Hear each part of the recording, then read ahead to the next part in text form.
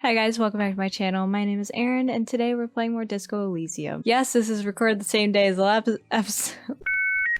Yes, this was recorded the same day as the last episode. Don't worry about it. Thank you. Let's move on. Channeled my inner Harry today with this outfit, the turtleneck and the like Sully from Uncharted Hawaiian t-shirt. This is a very funky outfit. I don't know. I kind of dig it though. I haven't worn it since, hold on, I can remember episode 4 or 5 of the Spider-Man Miles Morales game. I remember. Anyways, so in the last episode we played for quite a while. These episodes are getting very, very long because I just simply cannot help myself.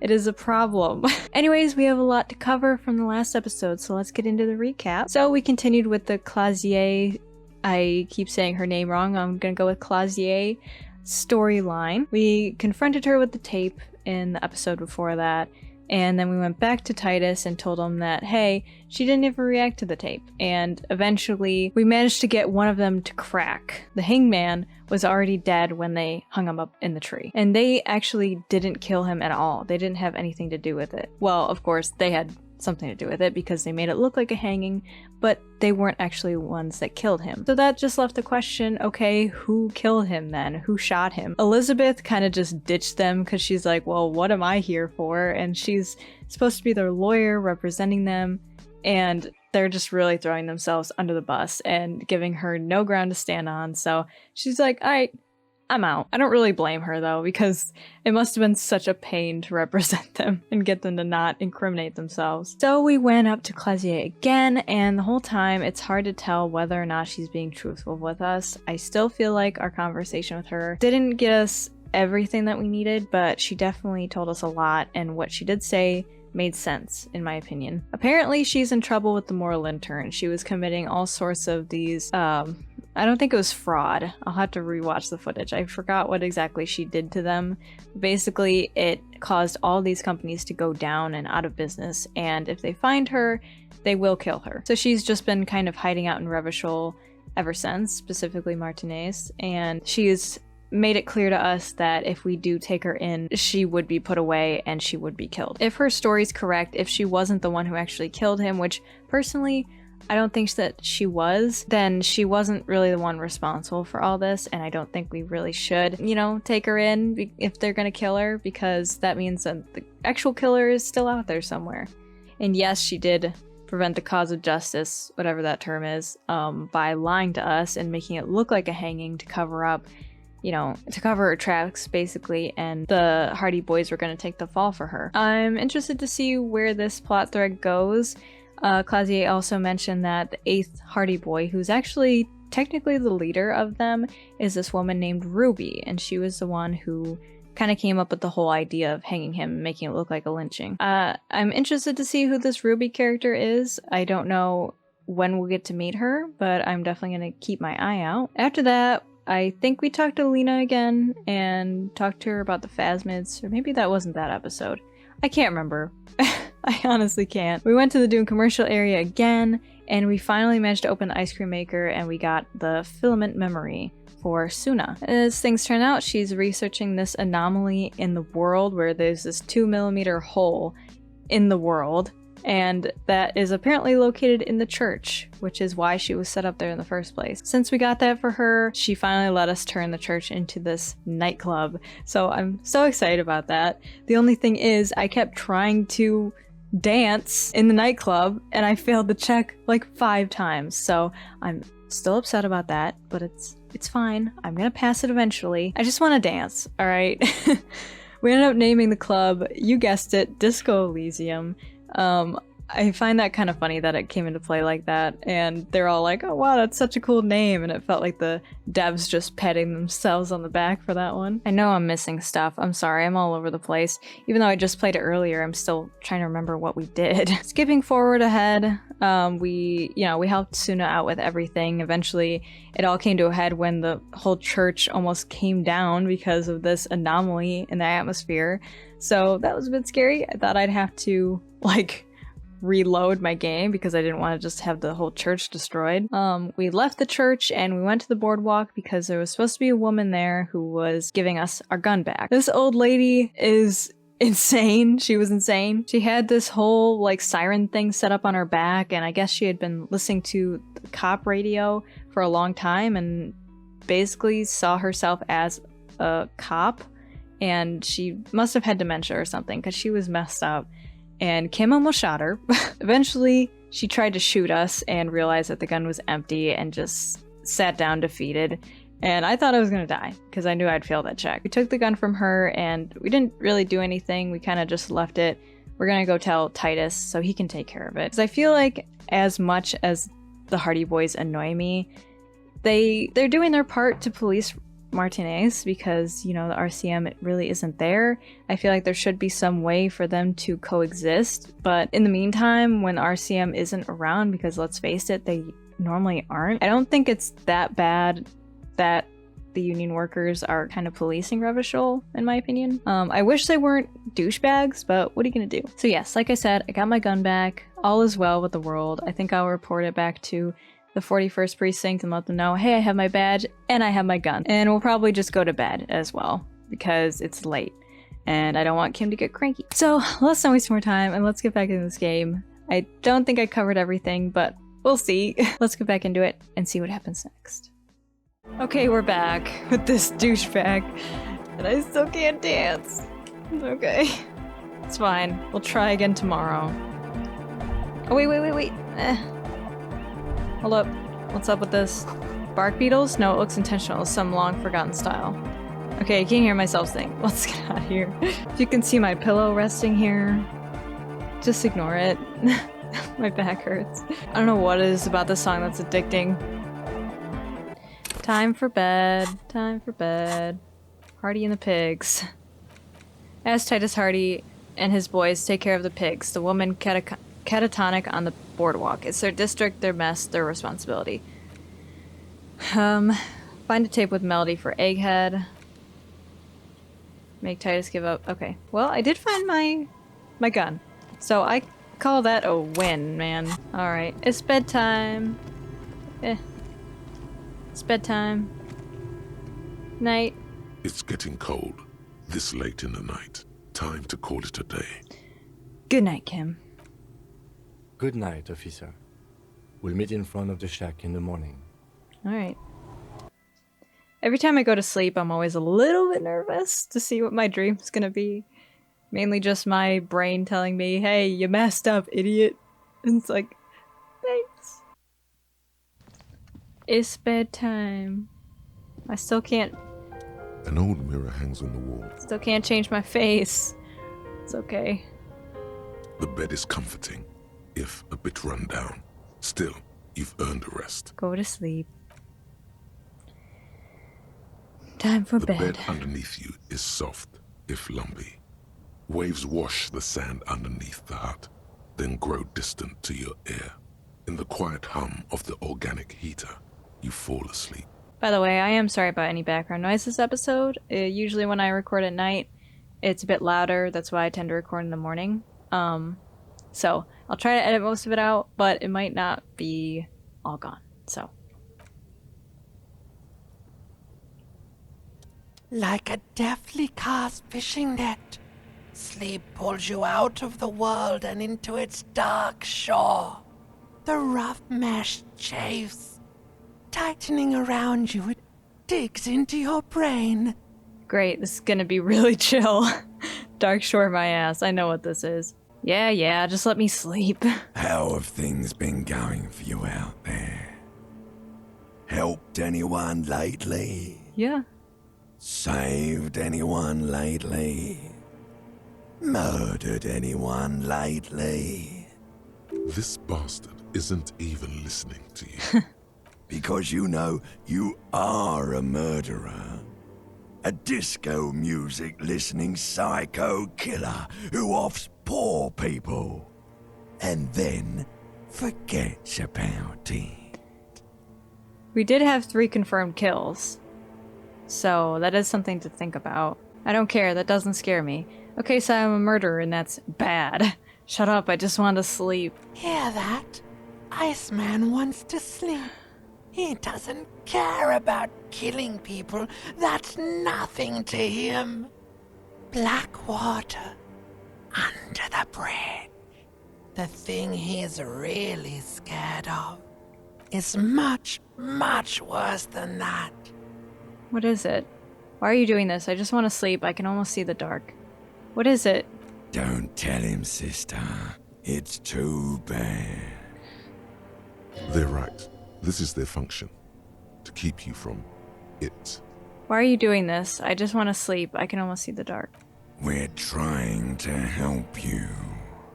All these processes, these tortures, voices and tremors are all just distractions, flares and countermeasures to keep you from the last dream.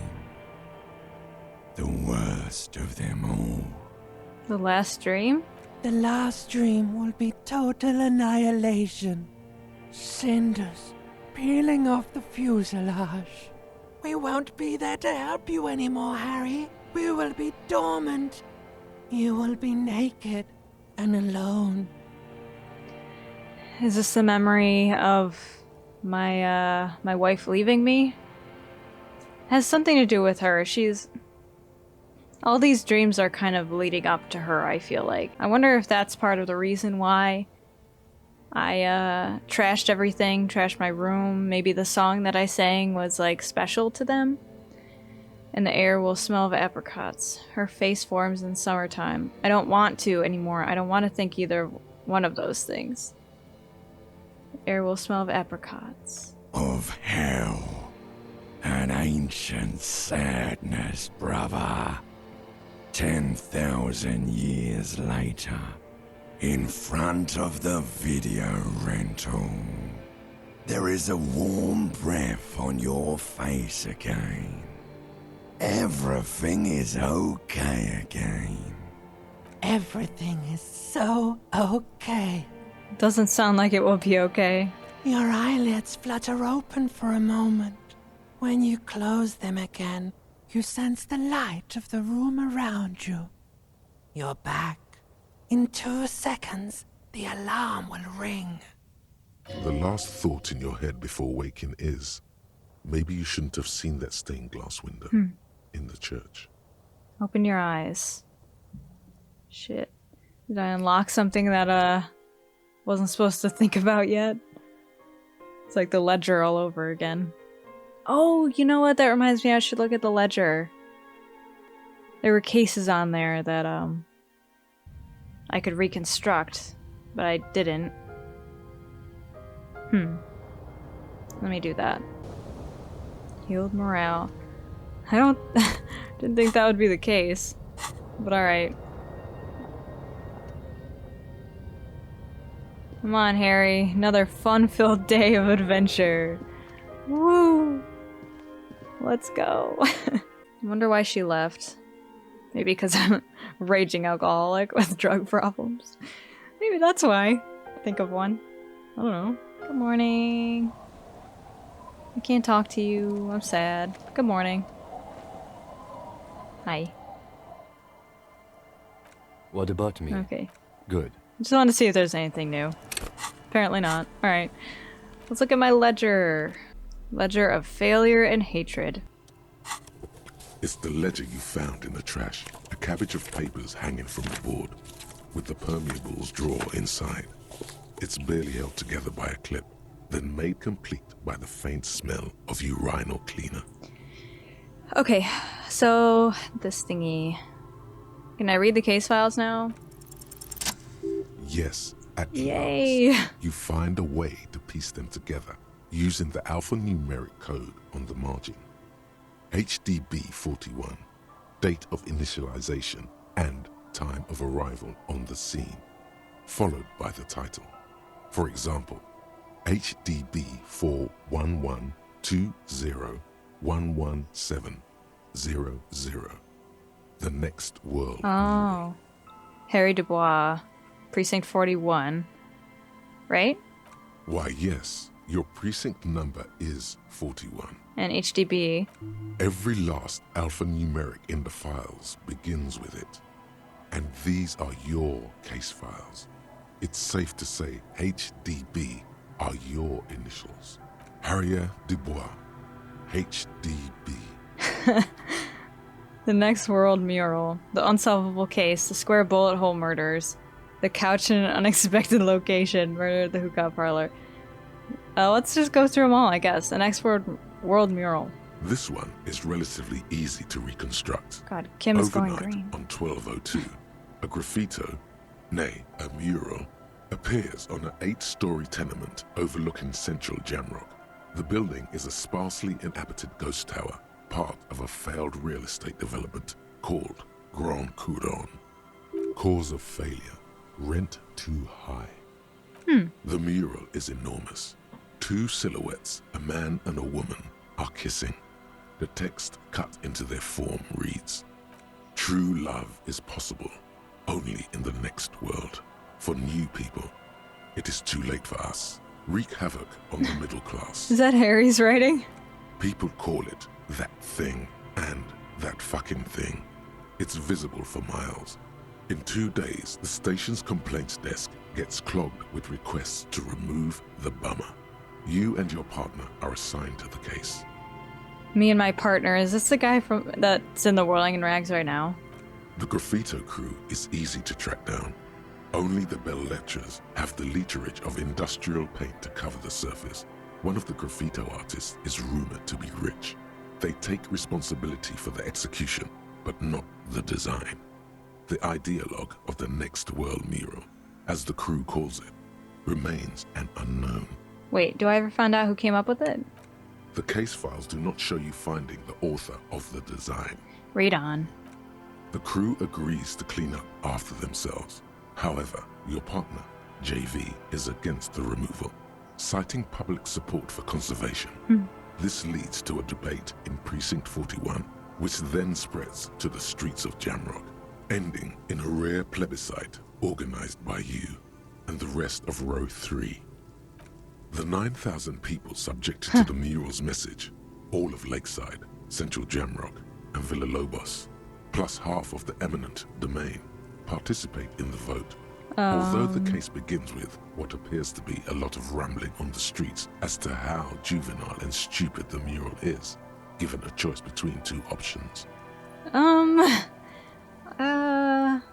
Keep the mural. Who cares? A staggering 78% of voters Yeah. choose to keep it. Turns out the opposition were a loud minority. And that love truly is possible in the next world for new people. And it is too late for us. All that remains is to wreak havoc on the middle class. Middle class are not to be blamed. It's human nature. I like it, but can't we wreak havoc on other nations instead? I must have voted and possibly even lobbied to remove the thing because I don't believe in that rubbish one bit. It's human nature. Did anyone ask you what you believe in, man with the smelly toilet paper? What do you want to tackle next? Or are we done? The unsolvable case. AKA Leslie and Burke. AKA the public indecency drunk and the property damage drunk is a cursed case. It has been passed from unsuspecting officer to unsuspecting officer for 10 years. On January 29, the unsolvable case made its way to you. Why you accepted it, it is unclear. Every officer, and indeed most civilians in Jamrock, know it's unsolvable. Okay. You were so drunk, you didn't remember what it was when you signed on. That, or you were high. Makes sense. Leslie will always take his pants off when he's drunk. Burke will always trash everything. It's just what they do. It is their nature. You cannot change the nature of a man. And you can't lock them away because public indecency and small-scale property damage are not punishable by incarceration. Well, damn. The only way for Leslie to stop flashing his genitals to bypassers and for Burke to stop dismantling signage and rear-view mirrors would be for them to stop drinking alcohol, which, in their 40s or 50s, it's hard to tell because of their distorted features, is a medical improbability on par with you ceasing to produce the expression. Proceed. Threatening fines, dragging them to the station, locking them up in the hellholes they live in, locking them up in the station, hypnotherapy, even trying to get the local gang of Zemiaki to take them out. The Jeez. Zemyaki gave them ethanol, so Burke and Leslie would expose and rampage even harder. You tried it all, and still the complaints wouldn't stop, as they hadn't stopped for 10 years. Jeez. It's plain to see from the files that you, Satellite Officer JV, and Special Consultant TH had more important cases to attend to. You uncover cross-reference to several ongoing investigations, each brought to a standstill every time you drive down Main Street. Because there they are, on the corner of perdition. And what is Leslie doing? Public indecency? Good, you're learning. If the files are to be trusted, that's all there is to it. That and Burke breaking things, and the fact that they're both drunk. But then again, so are you. True. The case becomes considerably less comic one day when Burke takes a swing at your ledger. He must have it confused with the property he likes to damage. But the joke's on him. You're drunk out of your mind on potent Pilsner. You slam the hardened plastic board in his face. Then you proceed to beat him unconscious with it. Yikes. In the process, the ledger sustains damage. The compartment within, reserved for permeable documents, is jammed shut. You stop your assault That's how it was under now broken. unconscious Burke to open it, but are unable to do so. The officer began to cry, reports Leslie, who, at this point, is tending to Burke. He is extremely unstable, holy shit. He came at us, and at us. I think he was trying to kill Burko. While trying to kill Burko, you slowly come around. The permeables compartment is open. You've smashed it open on poor Burko's kneecaps. The good news is, Burke can't walk anymore. That's good Can't news. get out of his apartment, Oh, well. an invalid. With Burke to tend to, Leslie cuts back on the indecent exposure. Maybe he flashes his genitals to Burke. Who knows? But both drunks are off the street. The complaints stop. The unsolvable case is solved. Which is Great. also why the officer responsible narrowly escapes a disciplinary hearing. The end. Do you want to read another one? I'm getting a lot of XP, and these are kind of interesting. But I think I can revisit this. Not much has changed in the meanwhile. A bunch of sodden papers still sags from the clipboard. Slide the hidden drawer open. Without resistance or sound, the two panels move Close it again. bits slightly. Alright. Interesting. Alright, we spent enough time doing that. Can I thank her for letting me stay in her house? Our tenant, the policeman. I hope the waves don't keep you up at night. What can I help you with? I found this jacket, but it's filthy. Could you wash it for me? I can wash it for you. But it's going to take about a half an hour. Think you can stay put for that long? Sure. Hell yeah. No, we must run around ceaselessly. It would be torture to stay put. Shut up. I could use a breather before another rainy day begins. Yeah, I'll wait. Well, hand it over then, and I'll see what I can do. Must say, I'm proud of this one. It's pretty nice underneath all that filth. I hope you'll have an easier life in your hands. Aww. Yay, got a new jacket. Heck yeah. Damn.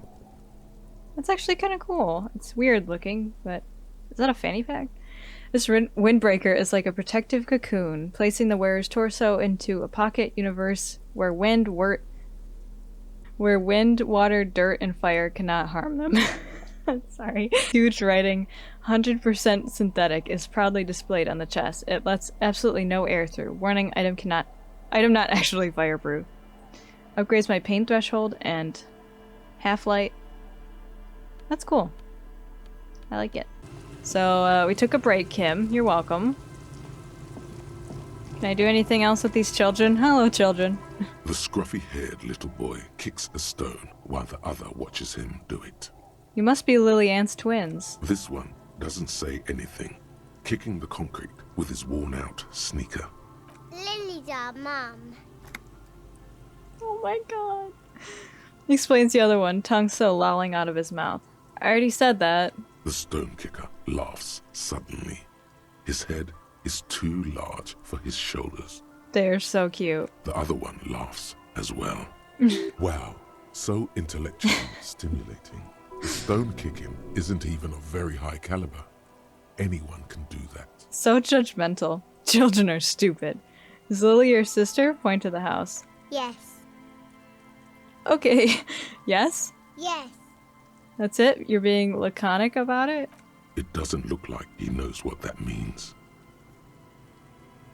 I'm not gonna say that. It'd be funny if they agreed with me though. They're like, yeah, children are dumb. Anything I'm missing over here? Oh, what we can do is, wait, is this a trap that I missed? Hold up. The trap is full of locusts, but they seem weak and unhealthy. A few lie on their backs with their legs twitching. Still, no phasmid. Poor things. Aw. No phasmid. But, anyway. Oh, here we go. Can talk to the guy who was selling the stuff in front of Roy's pawn shop. Because I need a freaking, a new tape for Egghead. Of course, it would be easier if I had money, you know. Spent all of it on stupid board games. But that's fine. Hi. You see a Samaran street vendor surrounded by a motley assemblage of goods. When he realizes you're looking at him, his face breaks into a wide, welcoming grin. Hi. The name Sileng is embroidered over his breast pocket. Happy shopping, officer! Everything's cool here. He gives you a thumbs up. What's so cool? Everything's cool. The goods are cool, the customers are cool, the place is cool. And one more thing, officer, you're very cool. Bang, bang, bang, bang! He makes both hands into a finger pistol and fires a few finger bullets into the air. You feel a twitch in your index fingers. There's a finger shootout brewing. Whip him out! Oh my god. Officer, have we got an arrest here or just a shakedown? That was actually cute. For a second I thought it said I would pull out my real gun and I was like, no. He raises his arms in mock alarm. Even better. It's like a shakedown, but somehow legal. This is civil asset forfeiture. A shakedown. An arrest. Even better, it's civil asset forfeiture. Make an imaginary warning shot. Oh, you're threatening my inviolable property rights. He inhales dramatically, then simmers down. Good joke, officer. You're very funny. You know that? This isn't a joke. Give me your money. I need money. Yeah, I'm funny. This isn't a civil forfeiture. I just want to ask some questions. Then fire away, officer. Ooh. Hold up. Persuade him into giving you some money. Okay. Hey, quick question. Do you sell any tapes? Tapes? You mean like music tapes? No, music is out.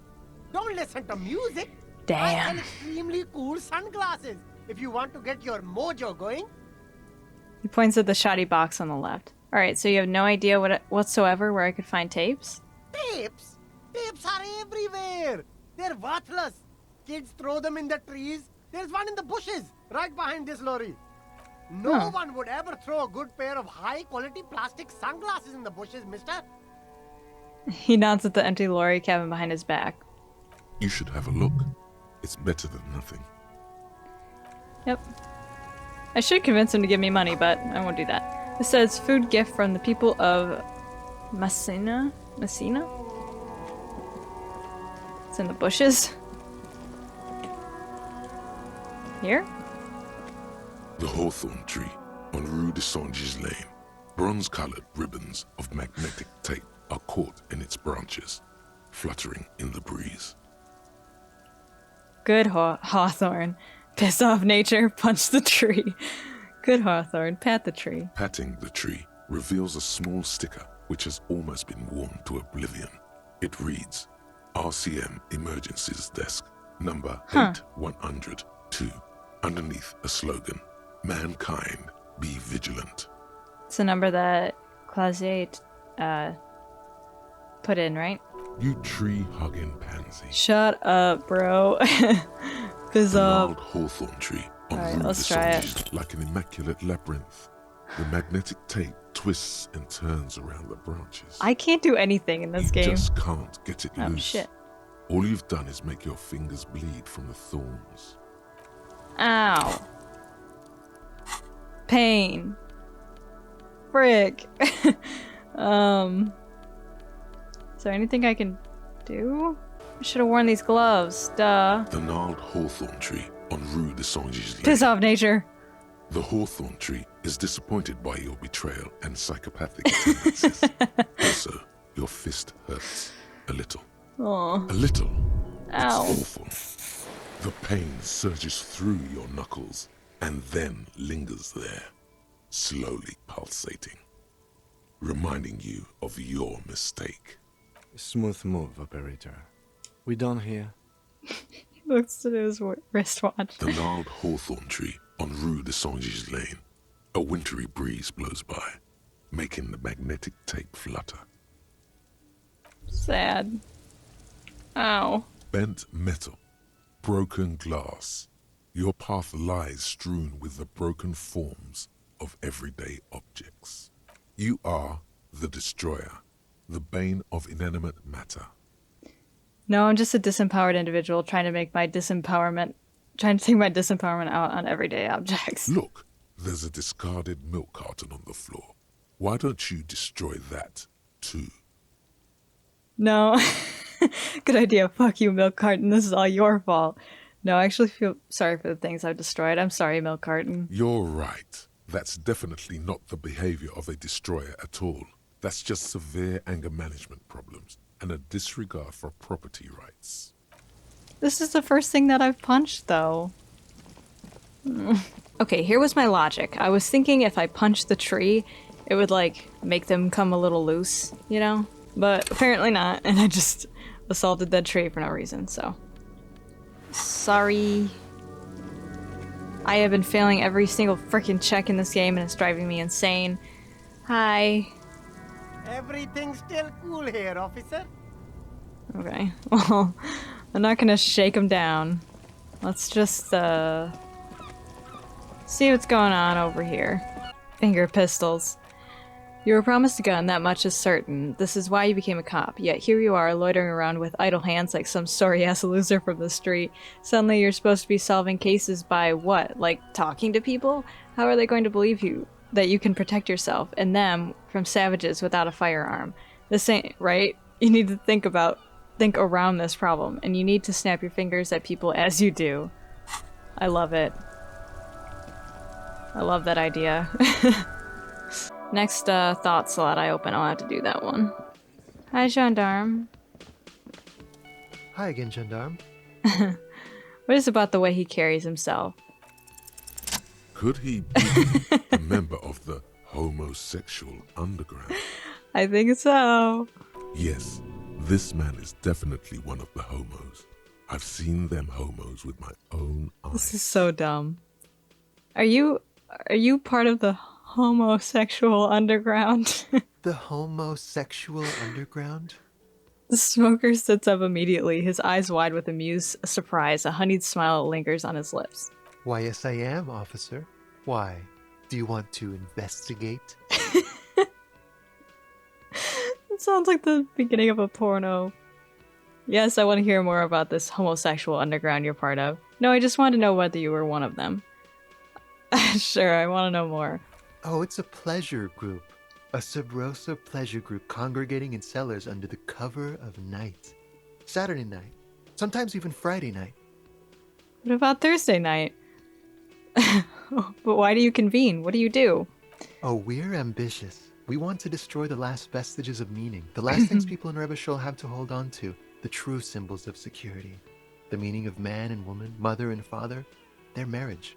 Everything will be constantly shifting and moving under our rule. The future will belong to a circus of identities just spinning around, surreal and unreal. You won't even know who you are anymore. I can't. I can't with this. But I like knowing who I am. Does it have anything to do with disco? Other questions. I had other questions, really. But I like knowing who I am. But do you also like the razzle-dazzle of gold? Do you like parties and discos and having fun under the vibrant lights of Saturday night? Because instead of the traditional family unit, we're going to have all this razzmatazz. And mysteries, of course, too. Mysteries of sexual nature, very esoteric. And disco music and drugs. I do like disco. Maybe I should get into it. No, this is not me. This much fun should be illegal. I do like disco. You can't just get into it. You have to be born into it. One is either already in the homosexual movement or forever excluded from it. What if I can't remember whether I'm in it or not? What if I can't remember anything about my life aside from the fact that I like disco? Beautiful. Beautiful. That's exactly Oh, what God. we're looking for. Who knows? Maybe you were homosexual in the past. Maybe all of that has been repressed. I'm blushing so bad. Okay. I don't know why I'm taking Harry down this route, but the smoker crawls up to you like an animal preparing to jump. He circles his hands around you. I have to say that you do look like someone who might be part of the underground. You have that very distinctive, I can't understand what's going on here look. Okay, blink. Okay, I have to think about it. Do think about it, officer. He starts laughing and leans back against the counter. This is gonna be like a 20-hour mind project for me. 20 hours at least. Absolutely wonderful. Homosexual underground. A man like you Oh my can figure God. out his sexuality in a working day. It won't be 20 hours unless you want to enter the heightened realms of the phantasme erotique afterwards. It may be 20 hours or more, but that would be on your own time. Well, it is Pride Month. Okay, Bye-bye, gendarme. goodbye. Oh my god, what have I done? Homosexual underground. You see mysterious strangers in the night, leaning against unlit doorways, engaged in hushed conversation, a shadowy cabal exchanging looks, whispering in dark alleys, and unmarked locales. Heretical cell conspiring against the state, and perhaps even against man and woman. Was that a secret handshake? What's going on? Who are these secretive people? How will they accomplish their sinister and world-altering goals? And most importantly, are you one of them? You could be. Maybe you forgot. Oh my god. Are you part of the homosexual underground? Oh my god. That is really funny. I mean, Harry obviously was in a relationship with a woman, so I assume at the very least he's bi. I don't know. That is really funny. Hi, Titus. It's you again. What is it? He acknowledges you gruffly. Okay. There's an old catatonic lady in the old fish market, the other side of the bay. She needs help. What's that, Copper? You want us to help little old ladies now? Dude. The big man laughs, nearly spitting out his beer. You're local law enforcement, aren't you? Helping troubled civilians should fall under your jurisdiction. Lieutenant looks Titus in the eye. Yeah. We'll send someone out. Who is? Wait. It's the pigs, isn't it? Yep, her. God. Poor lady. Don't worry. We'll handle this. I think she got some family in Kuron or something. Bastards left her alone when she got sick. We've been getting complaints. He pushes up his cap.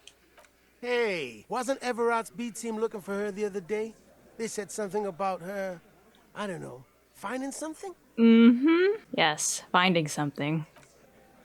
Yeah, I think you're right, Gene. She have something of yours, Pig? Titus gives him a beer salute and turns to you. Whatever you do not admit to these punks you lost your gun. You will suffer if you do. Nope, she didn't have anything of mine. No? Well, whatever then, Copper. Titus chugs his beer down and wipes his mouth. No. They totally said what it was. What was it? Anyone remember? Nope, I think you're mistaken. I don't remember. I was fucking drunk. The tattooed man scratches his head with his knuckles. Let me know if you figure it out back there. Now, anything else we can help you with? What's her name? Her real name? Auntie LaPlante, we always called her. Something LaPlante. He takes off his cap and scratches his head. Marianne, amigo. Marianne Amigo LaPlante. He says, pouring himself the drink. Be anything else you wanted to know? Who was she? Was, like before. Yeah. Just an old lady. Her kids moved away years ago. Never come to visit. Never took her calls. She gets out every now and then. She did right by lots of us when we were kids. Always was a little off, but still. That's sad. Us kids? That must have been ages ago. She was better then. Yeah. The children kept her together. How did she get like this? Probably because of all of her children left. Wanted to be a cop, you mean? Well, shit. I don't actually know. Anyone know why she started acting like a pig? He froze his brow in thought. No fucking clue. It's gotta be the crazy. Who'd want to be a pig? Someone who wanted to set the world right before it ends. Ever think of that? More like who wouldn't? Cool uniforms, fast machines, packing heat, sign me up. Law enforcement is a respectable occupation, sir. I can't but feel partially responsible for the unhealthy culture that poor woman latched onto. I'm sorry. Someone wants to set the world right. Ever think of that? No, I didn't. Because I'm not fucking stupid, Polizonte. Okay. Yeah, Carl. That's some pretty fucking weird shit to say. The pigs level weird. But Sorry. whatever gets you through the day. Where'd she get all her cop gear? Dunno. She lives by the water. Shit washes up all the time on the beach. And the pawn shop, apparently. Police paraphernalia doesn't just wash up on the coast, people. It's not like we dump it at night. She bought it, collected it. Station 41.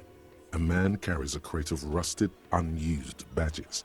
You think these would net us something at the annual auction? Balding detective drags a comb futilely across his head. Shit, who'd want those? Just dump them into the river. I really hope that's not true. Thanks for helping me out with this one, Titus. No problem, old cop man. We take care of our mentally ill here in Martinez. Ain't that right, boys? Ain't that right, Shanky? Sure enough, we're the real heroes on these streets. I just want to let them feel important. And get on their good side, I guess. Okay, I talked to Clausier, now I need to talk to Ruby. Why? He leans back. Why? He leans back and regards you with curiosity. Because she's your real leader. I'm gonna level with you. She's the next link in the chain that leads me to Lely's killer. I have seen her in a Londonum? What? Induced delirium. The paranormal extinct whispers her name into my ear. Look, I need to pin this on someone, and I've decided to pin this on her. I suspect she killed the victim, that's why. She is a suspect in another case I'm investigating, a drug smuggling. She's your real leader. You're cuckoo, cop. I'm the only man responsible for this unit. Get with it, or fuck off. Sure. His smile hides a flash of anger. How many times must I tell you? Yeah, fuck off!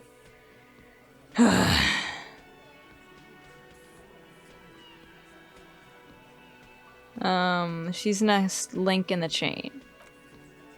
Sounds like you're making her a suspect in this.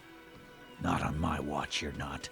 I had to pause because Archer threw up and my mom was like, Aaron, come look at her throw up. So I wanted to see, you know, like what she ate wrong or something. She's fine. But anyway, let's continue. Ruby's one of us. We're not gonna throw her under your moral intern steamroller. Fuck that shit. And fuck you too, moral He throws a glance at Titus as the last syllable leaves his lip. The big guy sighs. Ruby is missing. If you hide from the police in a murder investigation, you become a suspect. You know how it works, guys. That's nothing. That's just legal. You don't even have a sound theory. I don't want to be rude, but we're trying to get some R&R here. Think you could fuck off now? I think we'll keep sticking around, Titus. You'll be surprised at how quickly a theory presents itself if you keep looking. You tell him, Kim. From the corner of your eye, you see a little bird fly into the bush, right behind the window, behind Titus's back. My logic isn't really high right now, is it? Let's try it. I just gotta up my logic real quick, guys. I'll be right back. Just gotta change my outfit real quick. Thank you. Oh no. I have to wear this. Oh no. Wait, okay, this is better. Okay, thank God. It's you again. Hi. What is it? I have my logic outfit on. Okay. A sudden flash of lightning in your neocortex. The hostile Thank cafeteria is lit by its airy blaze. Floor plans, bullet trajectories, webs of human emotion, all channeled into a single thought. Why are you so sure Ruby didn't off him? Because she was here, all night, with us. We haven't even seen this Ruby character. He's cobbling together shit so he can put her away. It's Cop 101. Shut up, dude. She was here all night? 11:30 to 12:15?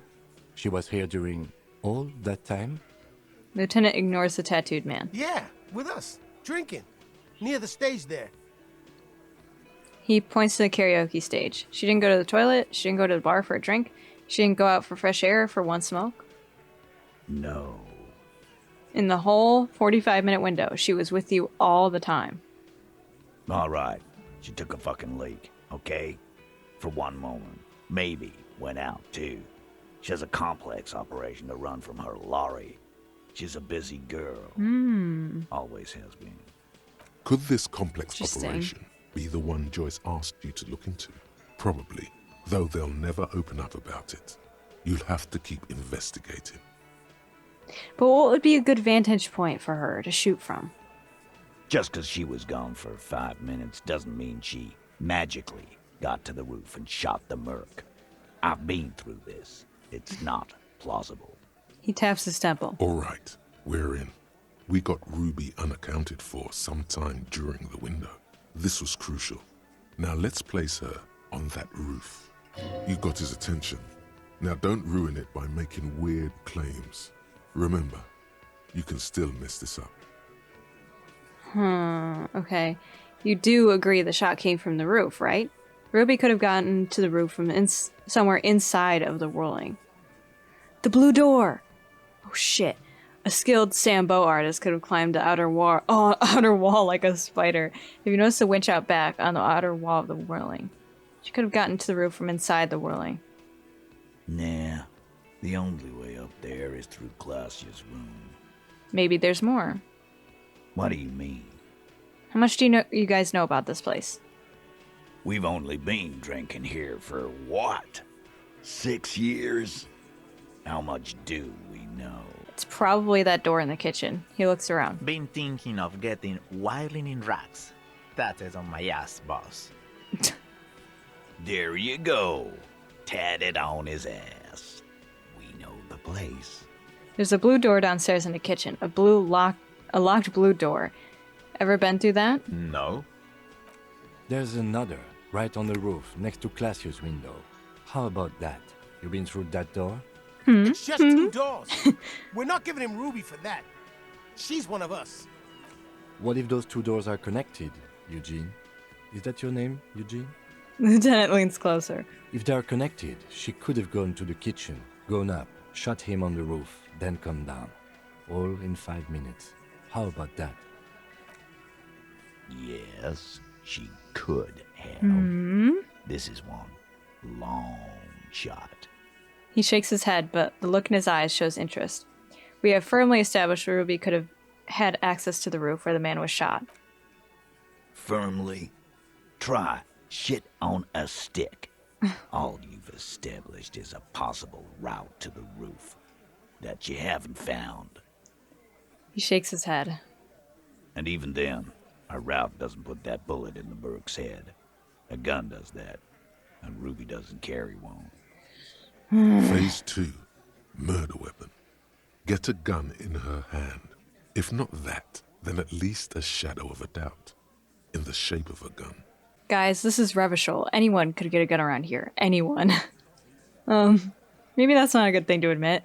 I've analyzed the bullet that killed him. It was jacketed. Show him the antique rifle. There are weapons like this just lying around in Martinez. That looks antique. A Belle McGrave. It's inoperable. Where'd you get it? He takes the gun, inspects it, and hands it back to you. There's a cellar under the books... Let me try that again. There's a cellar under the bookshop. It was hidden there, with others just like it. 20, maybe 30 rifles, Titus. Also broken, but still, there were too many. And there must be other caches too. God damn it. We need to close that dump down for good. No, you don't. Okay, I see your point. There are guns lying around. Damn it. I thought we'd found all the old spots. Why was that still there? He shakes his head. We just missed one. Ruby doesn't know this place, boss. Just these cops digging up shit. I've analyzed the bullet that killed him. It was jacketed. So... The man shrugs and looks at you. So it had to come from a breech-loading rifle. Military grade. Not even you militia monkeys have those. This goes against your short-range theory. If the murder weapon was military grade, how did Ruby get it? I don't know. You just showed him a breech-loading gun. I just showed you a breech loader that any child could have. Just because it's rare doesn't mean you can't get it. I'm just being upfront with that. I'm just being upfront with what I know. You're right, I'm never solving this case. It's too complicated. I just showed you.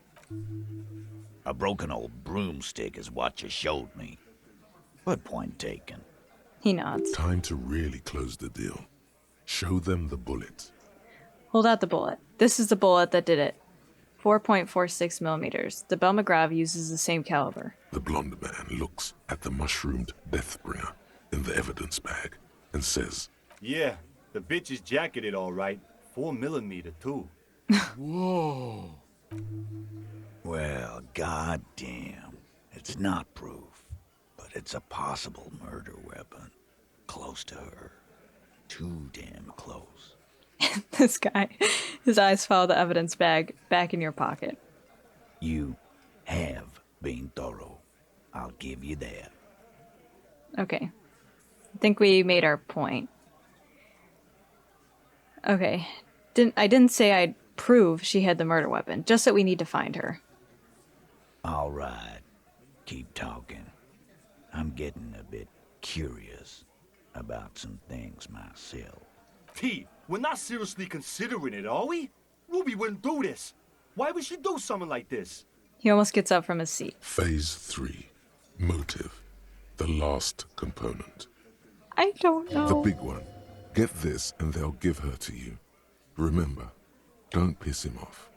That never works. It's not why did she kill him, it's why did she organize the cover-up. Maybe it's all part of a leadership challenge against you, Titus. It's not why did she kill him, it's why did she organize the cover-up. And I suppose you have a theory on that. She could have just been covering up for herself, Titus. Think about it. Why go through all that effort? It was her Damn, that's a idea, good point. wasn't it? The hanging. You went along, but she suggested it. She had, like, a fully formed plan and shit. Right when she came back downstairs. Damn, the little man squints, eyes beady. Really, Shanks? Huh. Claudia wanted to talk to another girl, that's all. She was just the first one up there. I could have come up with that plan if I'd have been first. I don't know about that, dude. Time for a logics demonstration. Eugene, let's assume you killed him. Shanky, let's assume you killed him. Titus. Go for the weak link. Shanky, let's assume you killed him. I didn't do it, fucker. It wasn't my plan. You probably did, though. It's just a thought experiment. Think, Shanky. You killed him. You got up there, shot him, cut down. Would you prefer to go on trial with your buddies as part of a lynch mob, or alone for committing a murder? Fuck Fuck you, man. I would never fuck my guys over like that. He squeaks with indignation. She didn't either. She would never do that.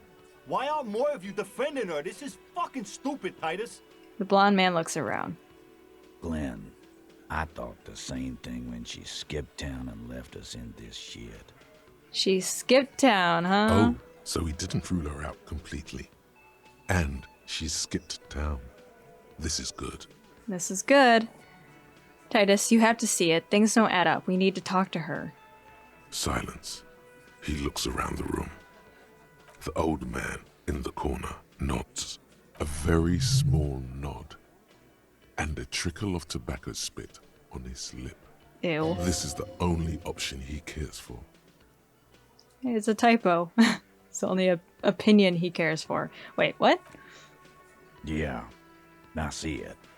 There's one more thing I've been wondering about. Ever since you asked me where she is. Add it to your list of suspicions, if you want. It's so refreshing to have Titus actually, like, help me out with this now. He puts his beer down. I don't know. I don't know where she went. She just got up and left. Got real scared, too. Wouldn't tell me where. However, hard I asked. Wanna know why? Why does he have to say it like that? He smiles a peculiar, I can't say that word. I've already made it clear I can't say it. Why? She was afraid I would tell you. Maybe she was right. By now, I probably would. He looks you straight in the eye. She knew there's evidence on her, and she knew we'd find it. This is typical suspect behavior, why fleeing is always incriminatory. Perhaps. Ask her if you find her. It won't be easy, though. She made sure of that. Ask her if you find her. When did she leave? Friday afternoon, when you first arrived.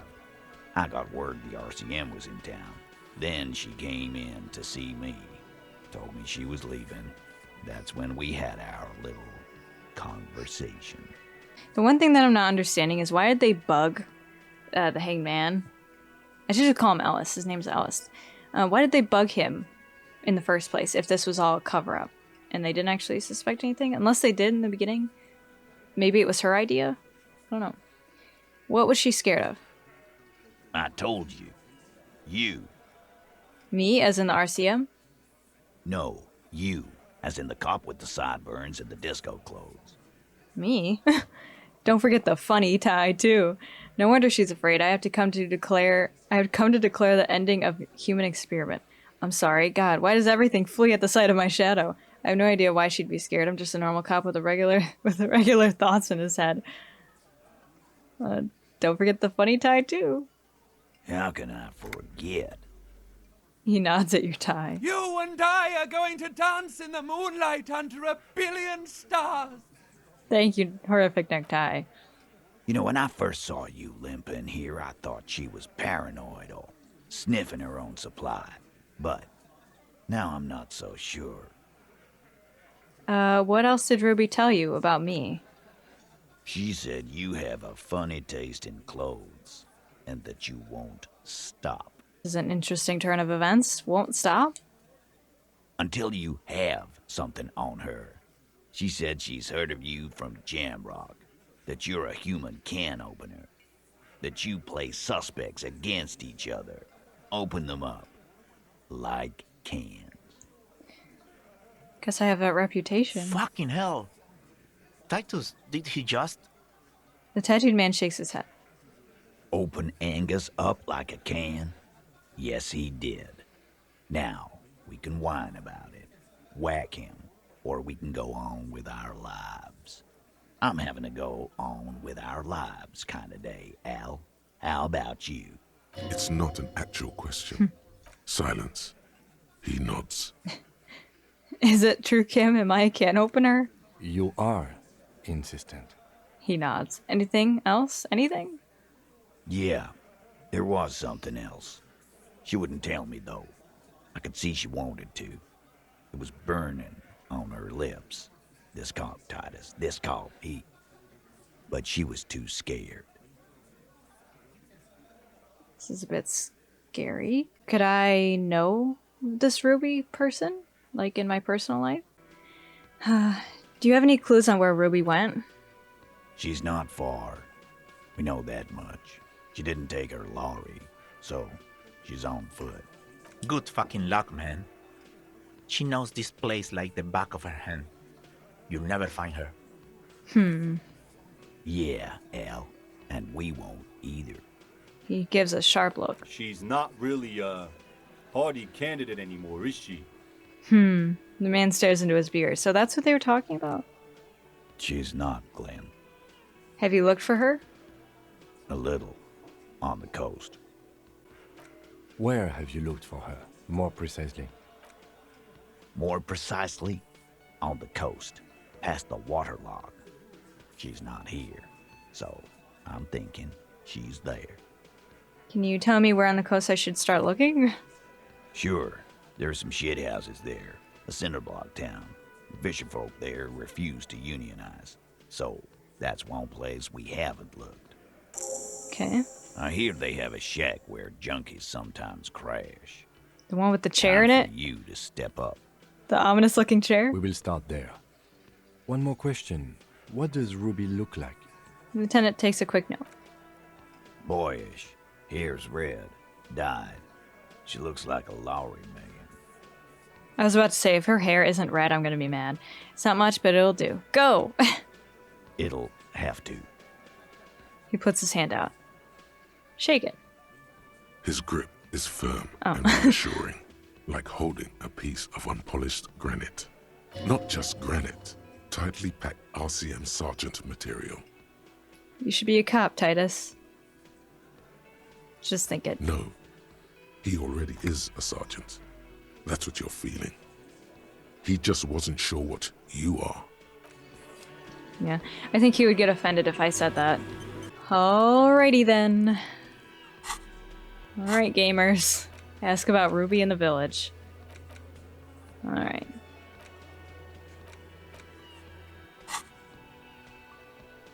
Homosexual autograph. That is killing me. Alright, well, let's go try and find Ruby then. You think you have a pretty hot suspect right now, don't you? That Ruby of yours? I don't need this criticism right now. This chapter is closed. Yeah, and? Notice how it came together without casting too much suspicion on Clausia. It was nice and Ruby-centric in the end. What do you mean? Anything strike you a bit off about this mishmash? The bullet was jacketed. These don't just lie around everywhere, do they? Turned out the bullet was an antique. So far, no one has mentioned hearing the shot. Notice how this hasn't come up at all. Even Hardy and his boys didn't mention it. Neither did you. The bullet was jacketed. Good point. It is rather rare these days, but do continue.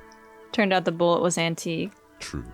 Strange how you conducted the whole advanced ballistics analysis and then hand-waved it. Don't think about this. That's right. Finish thought. Just finish it and conveniently go on. She's watching you leave right now, you know that. Free as a bird on that roof, lighting up a cigarette and thinking, am I glad Ruby's in this shit and not me? Don't listen to this guy. The theory was solid. He's just jealous. Move on. It's no use harassing her further. This is painful. She is out there watching me. God damn it. No. I was also thinking about this here. An East Delta This. Commerce Center. This Slipstream must be the name SCA. of the doomed commercial. Whatever she says, it can't hurt you. You're a different person now. Stronger, healthier, and... This really weird call. Alright, maybe not healthier, but it's a bonus that you've drunk so hard you can't remember any of your past relationships. Oblivion's the ace in your corner. Call her again. There's a light buzz as you press the doorbell, waiting for her to answer the call. It's cold outside, and you can hear the wind blowing into the speaker. Kinda nervous. A strange metallic taste fills your mouth as you stare at the intercom. There's the static again, whispering like a seashell pressed against the air. Yes, hello. This is Tricentennial Electric. Have you come to place an order? This is so creepy. Hi, it's me again. I just wanted to talk to you. Last time we talked, there was some confusion. You got me mixed up with someone else. My God. Here come the bad vibes again. Relax. Distance yourself from it. Please don't hang up. I just want to explain myself. It's huge. Is this a recording? It's probably a recording, isn't it? Before you can finish your sentence, the voice continues speaking.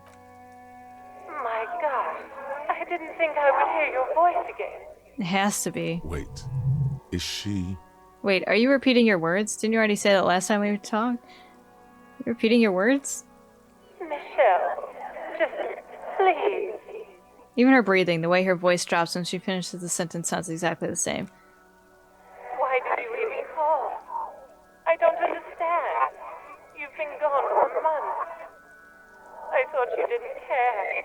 She continues. Is this some kind of joke? Do you think it's funny deceiving a police officer? Just stop it already. Stop repeating your words. It doesn't matter what I say. You're just going to continue, right? The voice from the intercom doesn't answer, but you can hear her breathing. Wind blows into your microphone again, crackling and echoing in the box.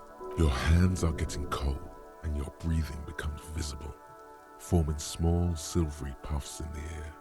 Is it over? Can we talk now? Thank you. Now tell me, who's responsible for this joke? Ever since I came to work here, it's been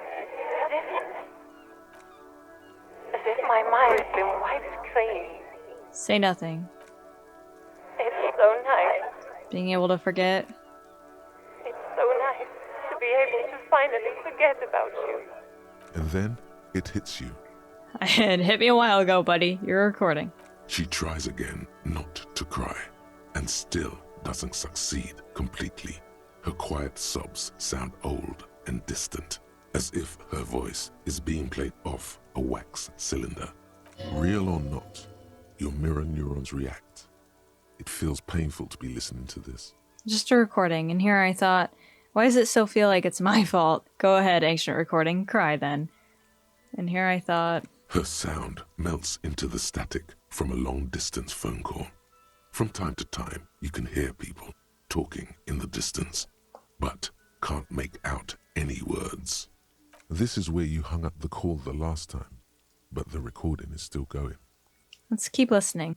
The phone rings in the office with an old-fashioned chime, and someone walks by in a pair of heels. The static is like a warm blanket wrapped around the sounds. What is the point in this prank? Is anyone there? No one replies, but the static grows stronger like rainfall. Then a female voice speaks out, completely different from the one before. Glorious and total somehow. Crawling inside your head. Her words are too cold to comprehend. She smells of sodium lights and rain streaks on car windows. Eyes like pilot lights watch your shape in dark hallways, guttering. So... The strange alien thought pattern ends. The lieutenant cuts in, inspecting the intercom. It was a recording trapped in the circuitry from some ancient tenant. This sometimes happens. Shall we conclude here? We have other mysteries to solve. Wait, a recording trapped in the circuitry? Something weird just happened to me. Recording trapped in the circuitry? Mm-hmm. I don't have time to explain it to you right now. Maybe sometime later. He looks at the sea, almost wistful. Do you want to go to the sea, Kim? Every time we go out to the coast, he kind of just looks out. Something weird just happened to me. Don't take this the wrong way, but during our short stint working together, something weird is almost always happening to you. Yeah. That is true. I guess. Alright. Curse you, Kim, for having a point. I wonder if I can look at this wall now.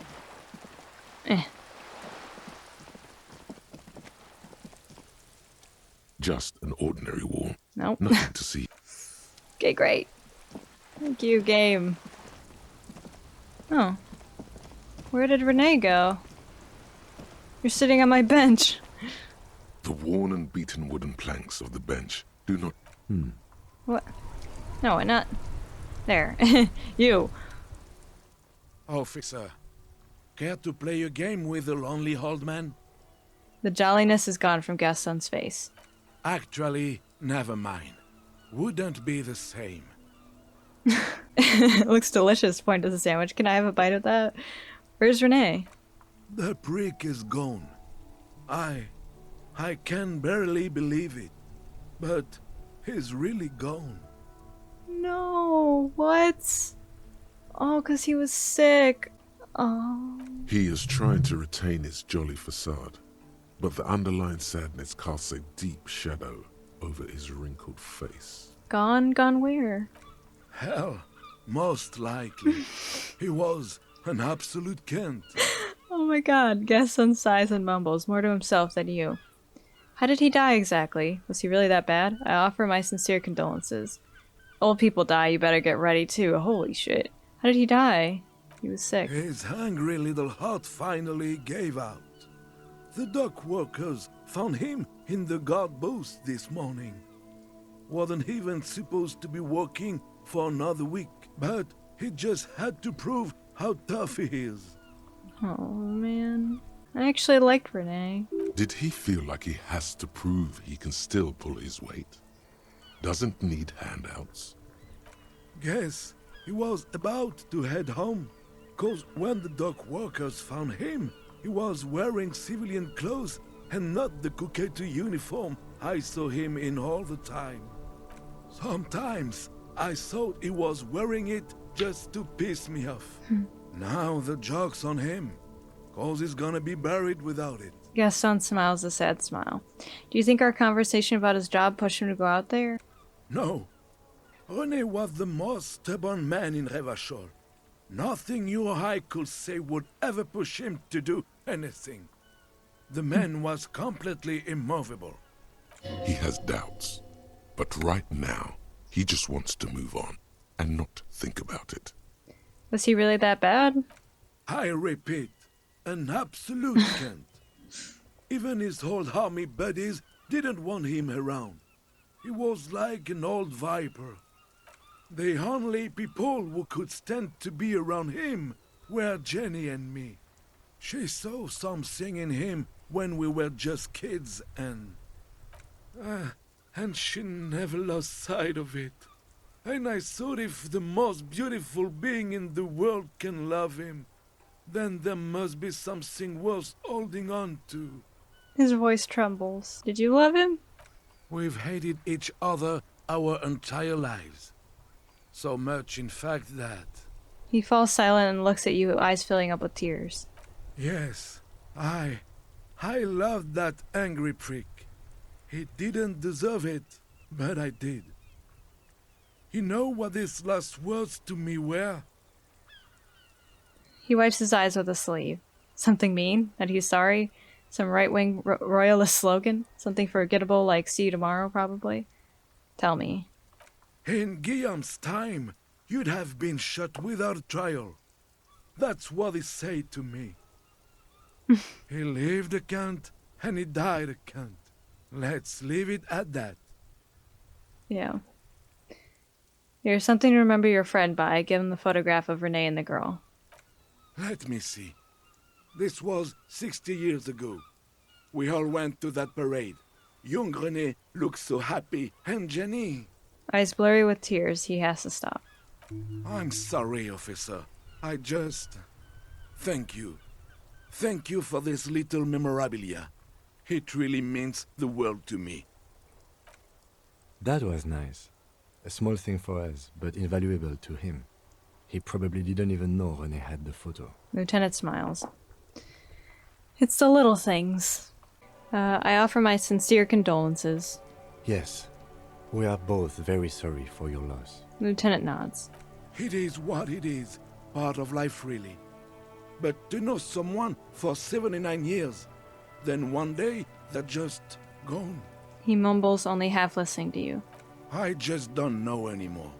About anything, really. But you must need something.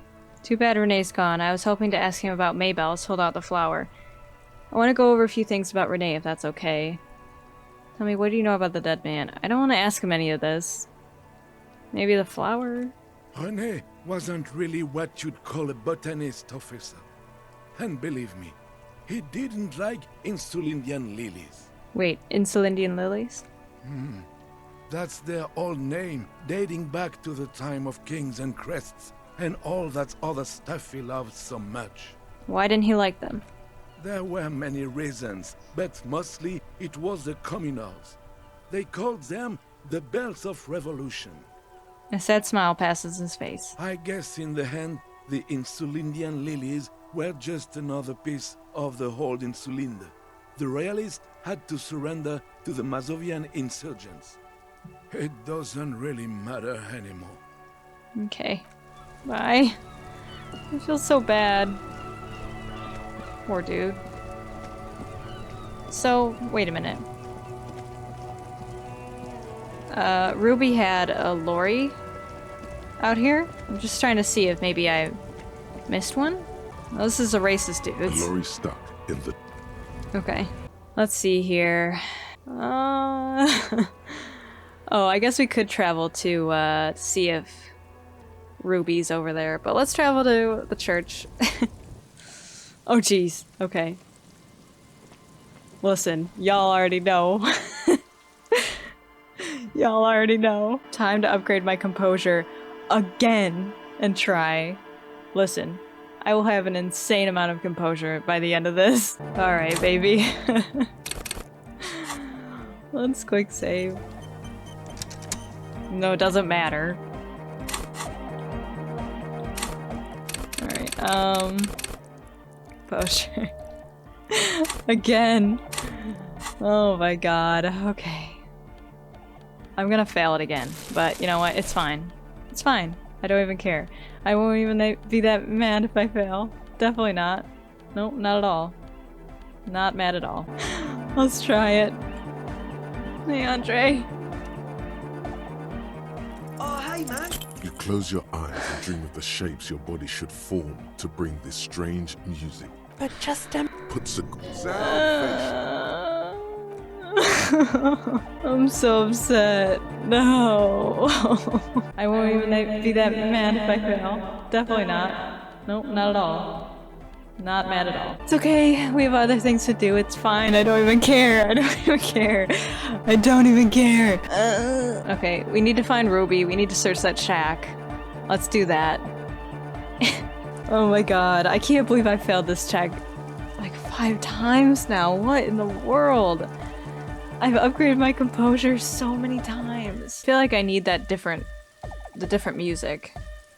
You know? My camera's about to die too. It's going all wrong. We gotta search one of the shacks. I think I know which shack I'm looking for. It has to be this one with the suspicious looking chair in it. The one that I was very confused about. I swear to god. I'm improving my composure again if I get another skill point. I'm just so stubborn at this point. I don't even care. I ended up failing all the freaking checks anyway. Oh my god. Why doesn't it want me to dance? I just want to dance. This is like the karaoke thing all over again. Okay, is this not it? Is this not it? No, we have to ask around, don't we? Okay. That's fine. Let's go ask around. I'm guessing Lillian would know something. Right? Hey, girl.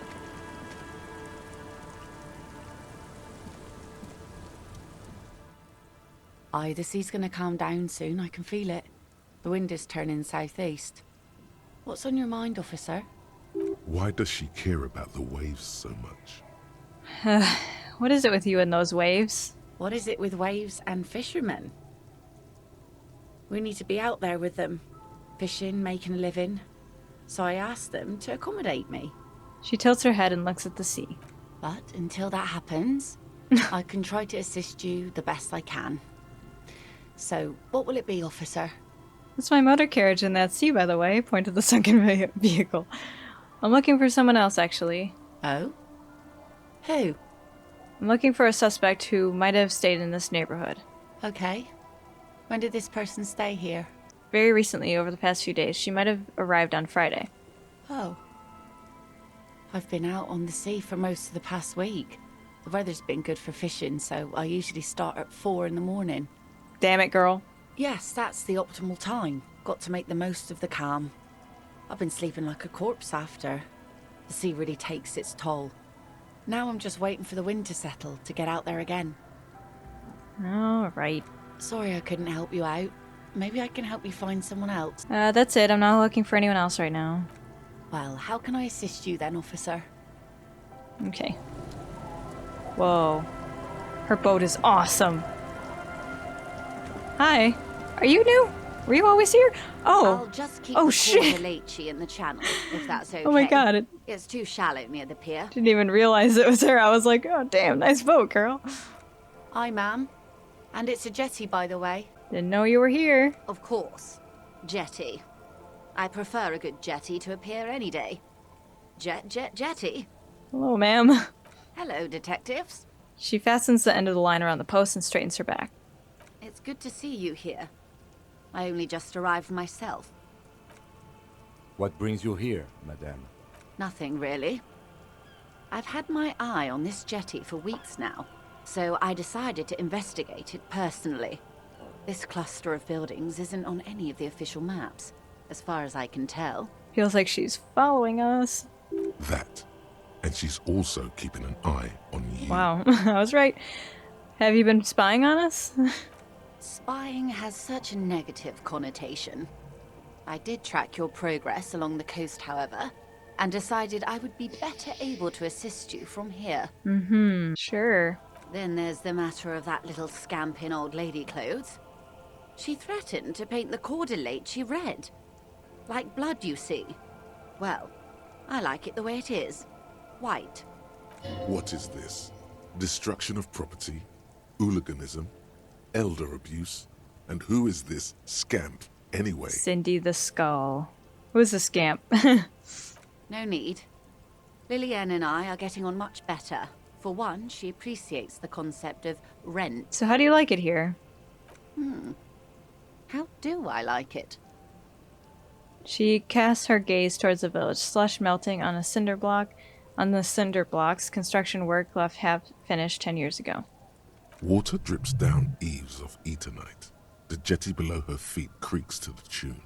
The smell of salt and dog shit in the background. It's pornographically poor. The street has no name. All the men are dead or missing. And is that the carcass of a motor carriage over there? Nope, I don't see anything. I'm surprised that woman hasn't put me to the sword yet. Maybe she will. You should ask your questions while you can. I'm sure she'll be fine. Dark eyes survey the coast leading up to Martinez. Dull grey metal rests in her scabbard. A sword. The wind is too loud for her to hear. Fortunately for you, madame, the RCM is on the scene. All right. Politics time. Let's react. Oh god. We all know this is where I struggle. Real men. Real politics. Real thoughts in your head. You're right to be scared. This is all your fault. You're in no danger. Whisper. The working class have no idea what's happening to them.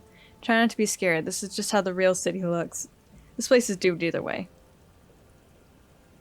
Say nothing. She could easily just... She leans against the railing, looking up at the gray sky. You detect a note of longing in her voice. Does she want to die? Have I told you how they discovered this place? The wind picks up, her raincoat flapping in the gust. This fishing village? No, they're in Celindian, Isola. What is an Isola, exactly? No, you haven't told me how they found it. Well, your condition has left you no worse off than most of these people. The literacy rate is around 45% west of the river. 50 years of occupation have left these people in an oblivion of poverty. Oblivion. That's so me. 45% is around where I operate. Things are getting better, though. Say nothing. It's a pity. Most of these people will never know what this place means. This island of matter. Or why they were ferried over in the first place. Remind me to tell you one day. For now, how can I assist you in this new location? She corrects the scarf around her neck. Tell me something else. Of course. I hear you have singled out a suspect and are in pursuit. Oh, yeah. This is cause for cautious optimism. How can I help you at this juncture? You know, spoke with the lorryman at the roundabout. That didn't really go anywhere. I kind of forgot to do that, so. On the contrary, officer. There are yet camioners you have not talked to. And don't look so surprised. In a time like this, it would be strange if Wild Pines didn't have eyes on the harbor. I suggest you go back and canvass for more suspects. Thank you, that's all for now. Alright, well, didn't really help me out. I was kind of hoping she'd know maybe about Ruby. Maybe she knows? Our tenant, the policeman. I hope the waves don't keep you up at night. What can I help you with? I would think the waves would be actually a lot more peaceful. Have you seen a red-haired woman named Ruby around the coast? Nay, I haven't seen anyone lately. Okay, but do you know who I'm talking about? This is my little cinder block town. I know what goes on around here. She nods with a wrinkled smile. She's being evasive. She knows something. There was a murder in Martinez. She might be a suspect. We would appreciate your help. Would you now? I know how this world works. And it doesn't work when people tell on each other. I wonder if she cares for Ruby. She doesn't want to give her up. You know something. We're here to help. This is like when that man locked himself in the woodshed. We just need to help her come out. This isn't about the Union, you know. You don't have to worry about retaliation. Ah, I should have known. This is yet another Union mess. I'm not afraid of them, you know. We are not in the habit of being afraid around here. I see. You know something, but you decided not to tell us. There's not much to tell. People come and go. Now, was there something else? I see, ma'am. I hope you don't mind if we look around anyway. Lieutenant turns to you. You should look around your shack. Maybe she's rented it out to others too. That's a good point. Let me look inside. Didn't even think of that. Alright, let's see here. Ooh!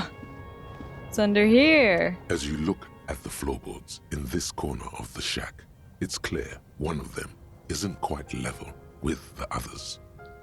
I wonder if Clausier's identification thingy is around here. The edge of a floorboard next to it looks scratched. Move the board aside. Hollow space underneath the floorboards is dark and damp. You can barely make out the mixture of sand and sawdust below. What's in here? Nothing particular catches your eye. Looks like more reeds. There might be something hidden inside the sand, though. Something bad. Someone's night thoughts. A last resort. A bad idea. Search for the sand and the sawdust. You stick your hand in and start combing through the sand. Dry, not like outside. Fine dust. And then, something hard wrapped in paper. A gun? A small cylindrical object. You pull it out. A bullet. Huh. A 9mm bullet, to be exact. Fit for all muzzle loaders of that caliber. Like your own Villiers pistol, for example. This bullet isn't for a breech loader like the murder weapon? The floorboard isn't interested. Maybe the washerwoman is. You have enough to confront her with. Holding the bullet, you get the feeling. This isn't ammunition against you. It's for herself. Huh. Okay. Well, that's interesting. I was expecting to find the gun, the murder weapon. Interesting. Let's look and see what this bullet is all about. Where is it? Hold on. Hold up. I don't have it? Hold up. Seems I do not have the bullet in my inventory, but okay. I guess we'll just ask her about it. Our tenant, the policeman. I hope the waves don't keep you up at night. What can I help you with? Why was there a bullet under the floorboards of your shack? Damn that girl. She murmurs softly.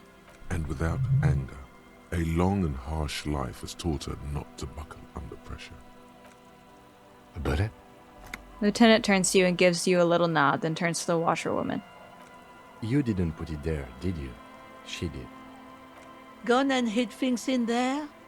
She's usually a good tenant, and not a stupid one either. Yes, I let my room to that Ruby girl. She speaks slowly, wringing out a rag after a long silence. Her hands move into the water bucket. Some water sloshes over the edge. So, if the bullet belonged to my gun, could Ruby be involved with... I don't know. Because didn't Roy say that a younger, like, redheaded girl took the, bought the gun? So maybe she gave it, like, unloaded it, and then gave it to this crazy woman on the boardwalk? Oh, I don't want to say crazy woman. That's kind of insensitive. But the woman, you know, the woman. Maybe she unloaded it on purpose?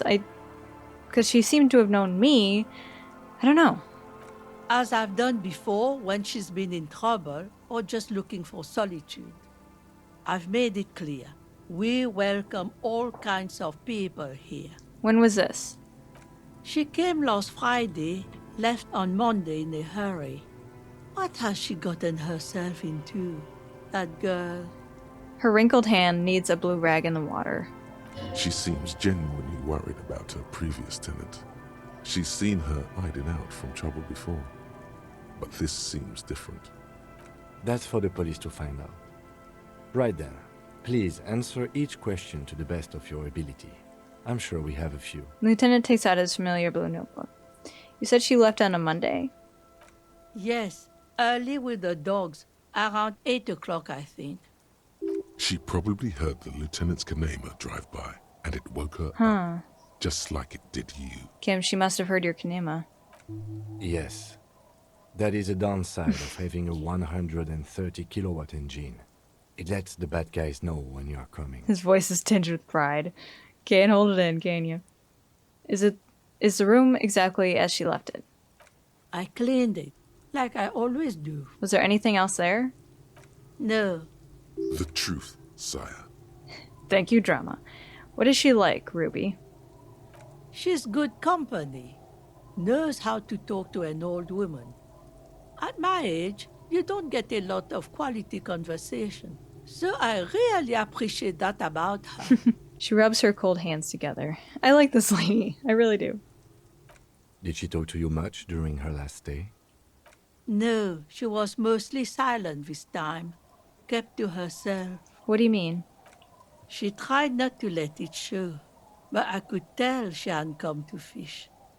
Usually she likes to cast a few lines, but this time she mostly stayed in her room. I wonder why. Why do you think she left the bullet in there? How would I know? She's a gruff one, but not violent. She doesn't go around toting a gun. She looks back towards her shack, thinking. You could ask her about your hunch, that it was a desperate measure. See if she thinks Ruby fits the bill. I have a possible explanation in my mind. Aye. Do tell. A seagull flies overhead, obviously a bad omen. It's an exit plan. Exit from what? Her life. The world. This. Spread your hands. Her life? The lieutenant stops writing for a moment. He looks at you, then at the old woman. I don't know. No, she's a fighter. She tilts her head to the side, looking up at you in deep thought. Not a quitter. Like you sometimes get, son. Thanks. She really believes that. Where did she go? I don't know. Further up the coast. She tried to leave quietly, but the hinges on that door screeched like a cat in heat. Woke me up. I heard her rushing in those heavy boots, heading up north. You'll never find her, you know. She knows the coast like the back of her hand. You only just arrived. I wouldn't worry about that, ma'am. We are persistent. Yes, we are. Further up the coast we go, then. But that place is huge. She's like a needle in a haystack. Wipe your brow. Man, I was really hoping she'd be hiding in this village. You're sure she didn't go somewhere more pleasant and less wet? But that place is huge. Yes, it's going to be too much work for you to find her. Better for you to stay here. Get a nice, cozy fire going in the heater. She doesn't want us to find her. The failed electric neuron. Oh. You feel like you should go look at it again. Step closer this time. Okay. One thing, officer. If you do find her, please go easy on her. She looks around. The air is getting colder. She really means it. It's an honest plea. She's a good girl. Whatever she's gotten herself mixed up in. I don't know about that. I don't know. But I'll try. Alright, ask about Ruby in the village. Explore the coast for signs. Let's check that, Oh. What's that? There's a slit in the concrete here. A sewer? The light vanishes inside the concrete slit. The structure goes deep under the earth. Yell, ho! Into the slit. What's in there? Kim, any idea what's down there? No idea. Could be connected to one of the buildings around here. He takes his glasses off to polish. Think we might find Ruby down there? We might find her down somewhere.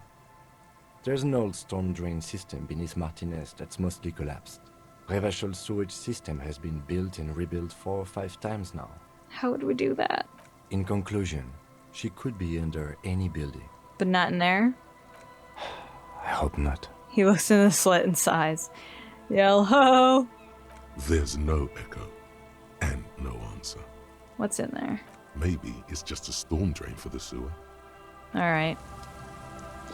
How do we even get in the sewer? I know there's a door, somewhere around here along the coast, but it's a red check, so if you fail trying to get in, you can't do it. Excuse me. You can't do it again. That's what I'm trying to say. There's also, on top of this building, this. The stairs. So, how do we get up there then? Because the stairs are obviously there for something, you know? Let's see here.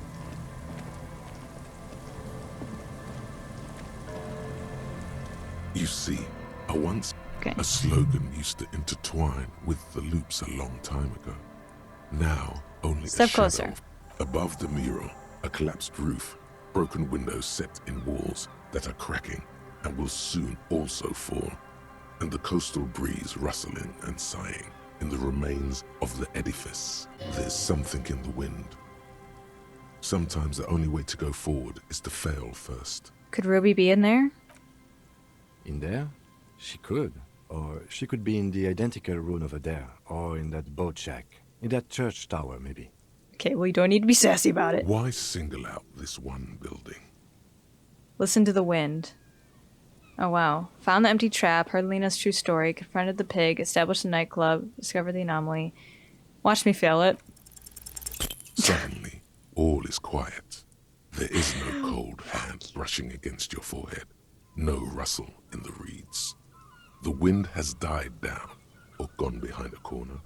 You only hear distant waves washing the coast. This game, man. The ruin in front of you is silent as a tomb. What's I even attempting to do here? Turn to the lieutenant. She could be anywhere. How do we find her? How do we? I was really hoping she'd be in the village. Okay. The lieutenant sighs and gets a hold of himself. She's probably north of the village, and this place is a peninsula. We already scanned most of the outdoor areas on our wild cryptid hunt, so we have an understanding of the geography, at least. And then there's the church. We've already searched that and can rule it out. I know it doesn't feel like progress, but exclusion is a step too. Anyway, we do it the old-fashioned way, sector by sector.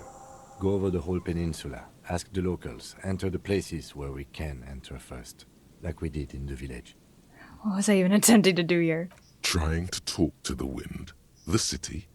Whatever you thought would happen did not. And now you're just standing there, in the pale of the morning, with your hands fallen to your side. I'm so angry. Is trying to talk to the city something you've done before? Is it in your secret repertoire? A trick for when you're out of ideas? A prayer of sorts? To Revachol? And if that fails, if we don't find her? Then, if we're desperate, we can look where we can't enter. Bunkers, storm drainage, displays. I'm sure it won't come to that. He looks behind him at the dark red box crumbling across the chasm. Walk the coast, the old boardwalk, the reeds. You can always come back here and talk to the wind again. Look where it already got you. Thanks, dude. Well, I guess we should try that, the thingy. The door that you can only interact with once, which is why I'm really nervous about it. I don't know, man. For Ruby on the coast. Okay, keep searching the coast. God, I'm so upset. I'm so upset. The checks that I keep failing feel like so unfair. I don't know. I should shut up. I'm being dramatic. But it was 92%, man, and I really failed that one. Really? Even though I failed like every single other one that I've done today, I still failed that one too. How about this? An old door, worn by elements, guards the depot. The wind has blown a sand dune in front of it. The door hasn't been opened in a long while. You see a handle. Don't think that's it.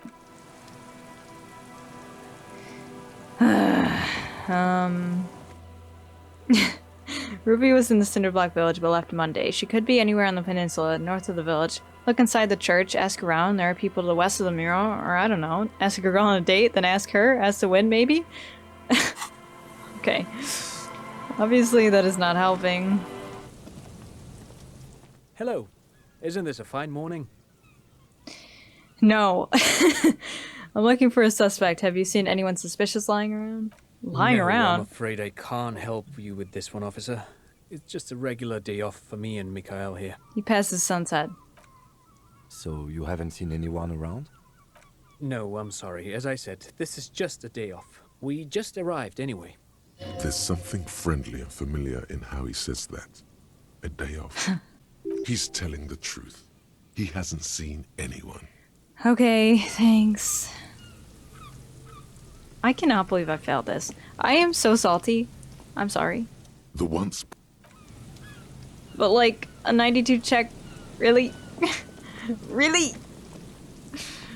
Oh, okay. It's bad enough I keep failing that freaking dance one. I think that's what's been setting me off. Oh. Hey! Hey, dude! You're here! As you approach, the man turns and greets you with a polite wave. What's up? He appears completely at ease, like a common holidaymaker. This guy. Ah, super. It's the officer. I was not expecting to run into you again, but things have a funny way of turning out, no? Yeah. What brings you down to the scenic Martinez coast? Oh god. I was wondering what you're doing out here. Well, that's très simple. I was visiting the fishing village just north of here. They have applied for a series of microloans to revitalize the old market. And well, I wished to see the situation firsthand. And then, well, I had some extra time on my hands, so I decided to stroll down here. It's quite peaceful, isn't it? Yeah, it's lovely. Yes. There's nothing like a stroll along the coast to lift one's spirits. The man takes a deep breath. Did you see all the bullet holes in that wall over there? Ah? Is that what those pockmarks are? I might have guessed. Fascinating how much history is contained right here, if only one knows where to look for it. You feel like there's something you could say here, if only you really knew what was going on. Damn. Actually, there was something else I wanted to ask you about. Ah bon? I'm all ears, officer. You can't ask him about Ruby? Already leaving? À tout à l'heure, officer. He shakes his head merrily. Okay, bye. Date of birth generator. Nice. You were born in the year 07. In the last year of the commune of Revachol. Yeah, right I'm not before 58. it fell in the old military hospital on the ground floor, where people usually came to die during a snowstorm. The revolution had about 1 year left to go, and the fires were still burning bright. There were explosions in the blizzard. This was 44 years ago. You are 44 years old. The bloating might never leave your face, but beneath it, you still have some years. You still have some hope. Nice. Dig that, Kim. Thought I'm 58. I wanted to rub it in his face. Yes? Nothing. Damn. I wanted to be like, hey, guess what? I'm not 58, idiot. Anyway. A scattering of bullet holes is spread across the crack. Alright, I still can't look into that. Alright. I think what I'll do is maybe talk some more to the dudes in the village. They might know something. If anything, I just wanna do this check again. It's not fair. What if she is in the sewer? Oh. Little black swallow circles above you. You hear it chirp. Hello, fellas. What the heck is up? Can you help me? Please. Good to see you, friend. Do I have deals set up for you, buddy boy? He spreads his arms as if wanting to embrace you. What are you talking about? Good to see you too, friend. I'm a police officer, not your friend. Good to see you too. So what do you Oh, want? jeez. I got smokes. What? They're cheap. Very cheap. I got Pilsner. Great deal. You won't get a better deal on that piss. Spirits I can let go for 300 real. I also have speed. And by speed, I mean amphetamine. Okay, Mark. In the civilized world, it's a custom to tip the shopkeep, friend. But come back anyway. He waves you off. Sorry, dude. What's up with you?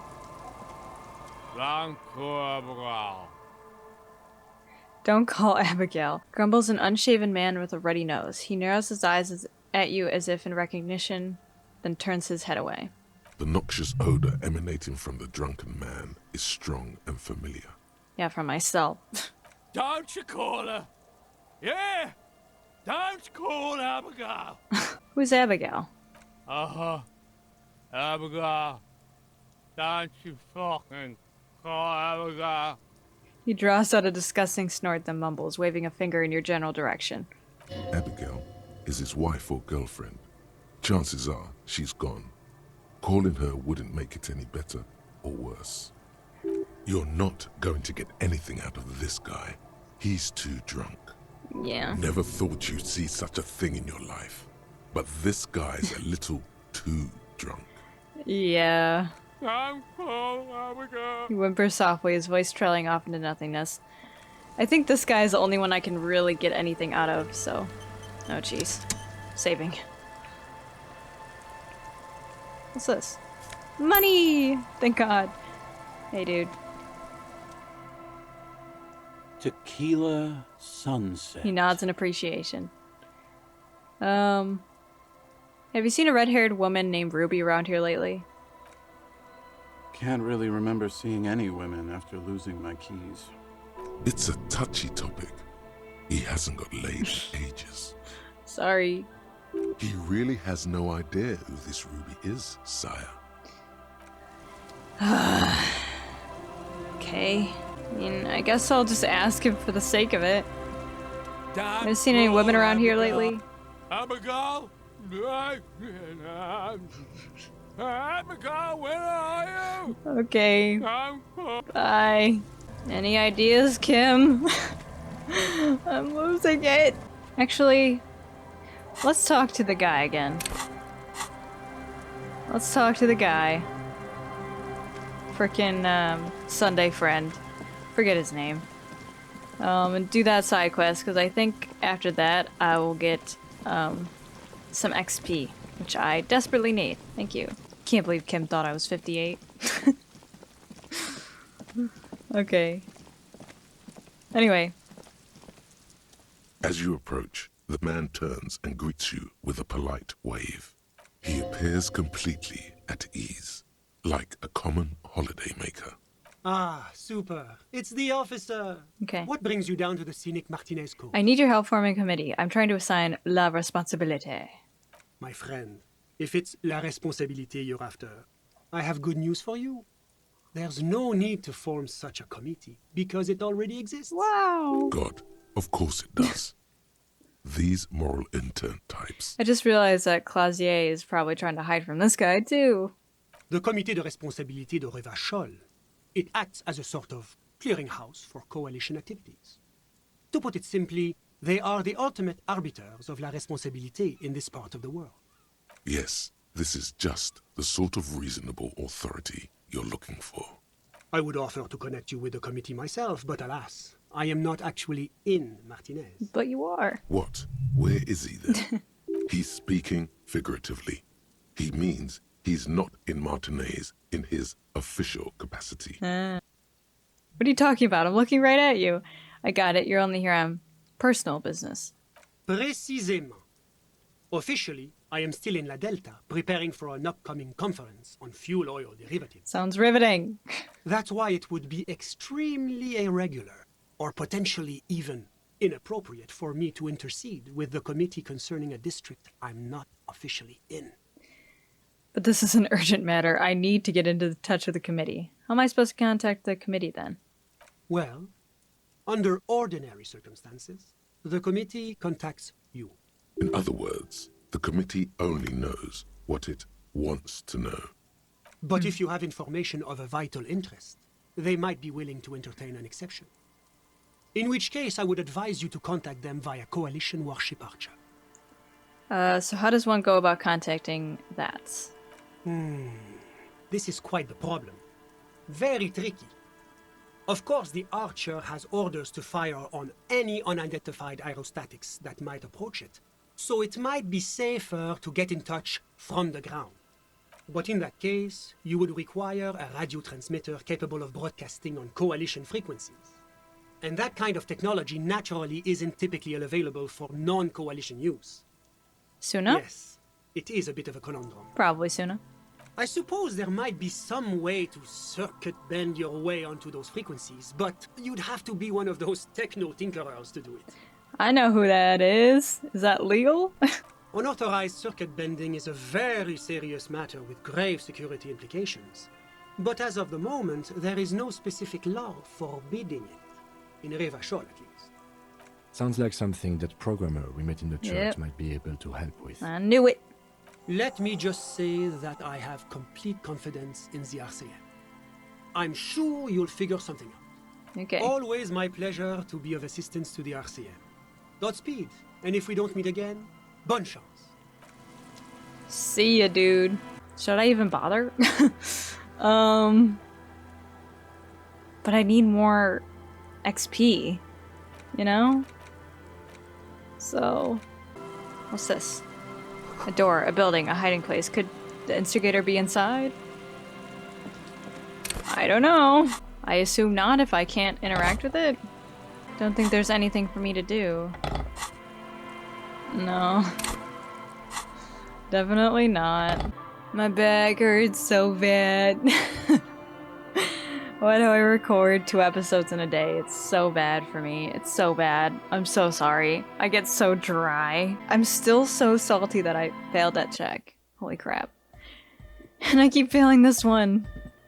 Alright, whatever. Boo, doo, doo, doo.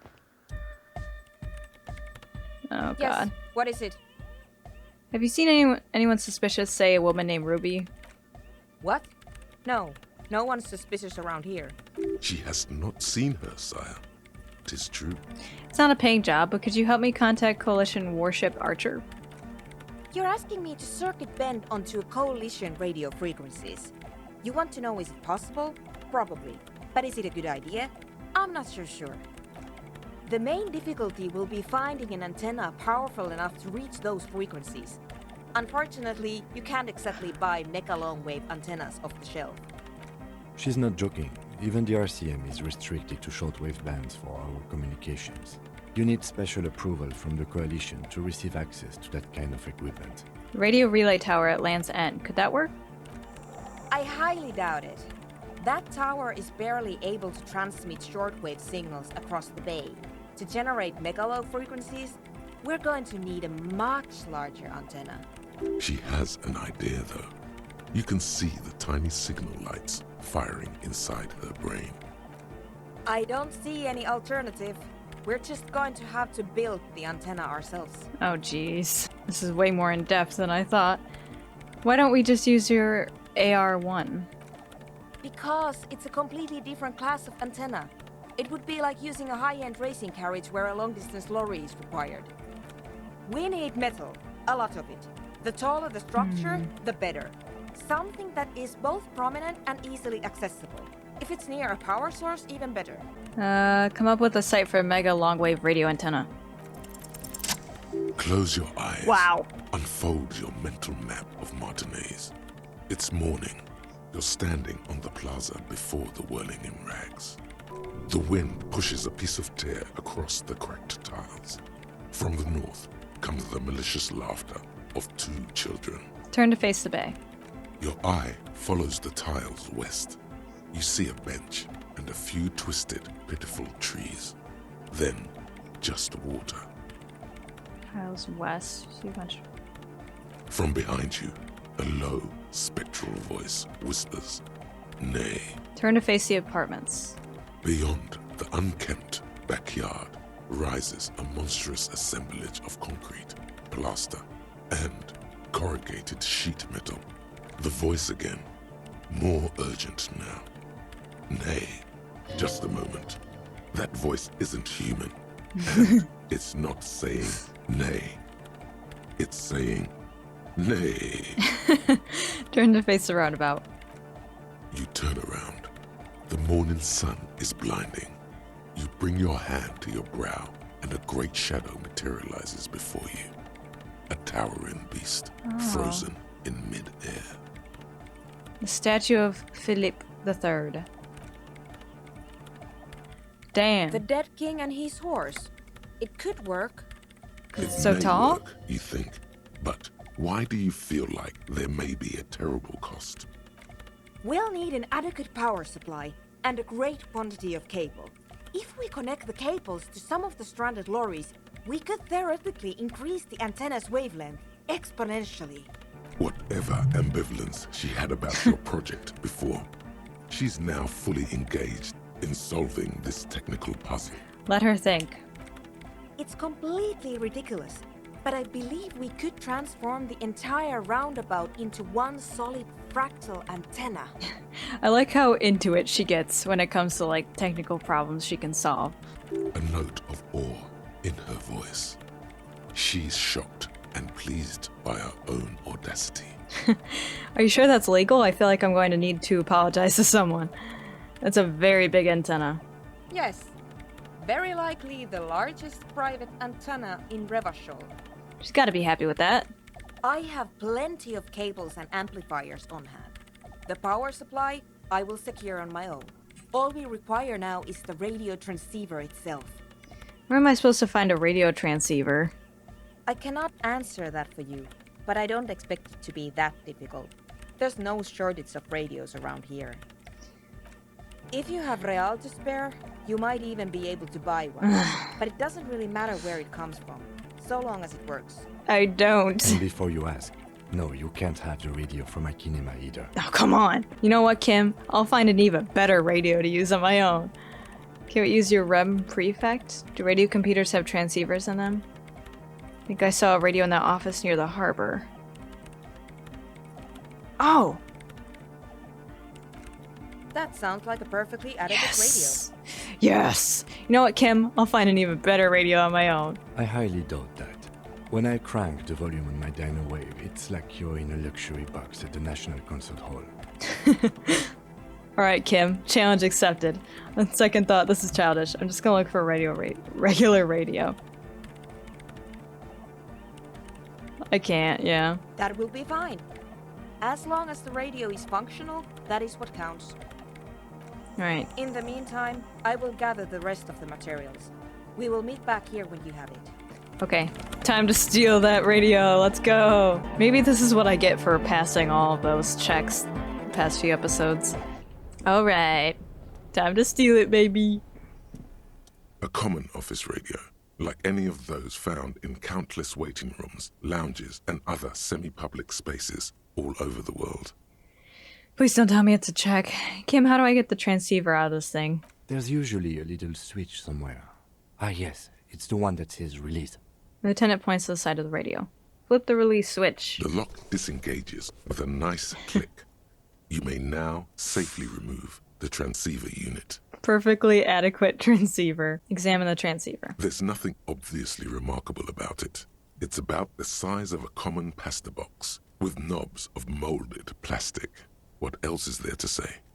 If this transceiver were a person, it would be an accountant at a large logistics firm. Perfectly competent. Damn. But unexceptional. Damn. Okay. Sorry for stealing you, transceiver, but there was no other way. I'm sure the transceiver understands, detective. Now let's go.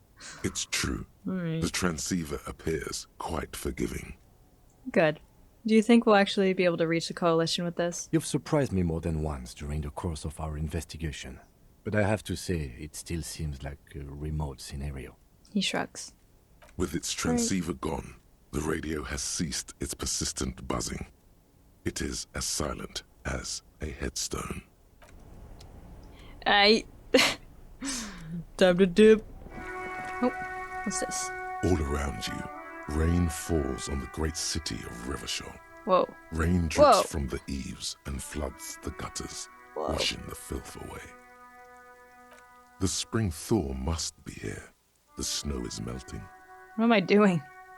Looking up at the sky, cold water dripping from your hair. What do I see? Grey sky like great battleships, clouds colliding with one another. Rain falls down on the world. How does it feel? Humid.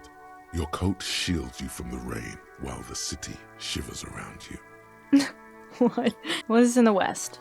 Sheets of rain over the water. A flight of stairs leading into the ocean.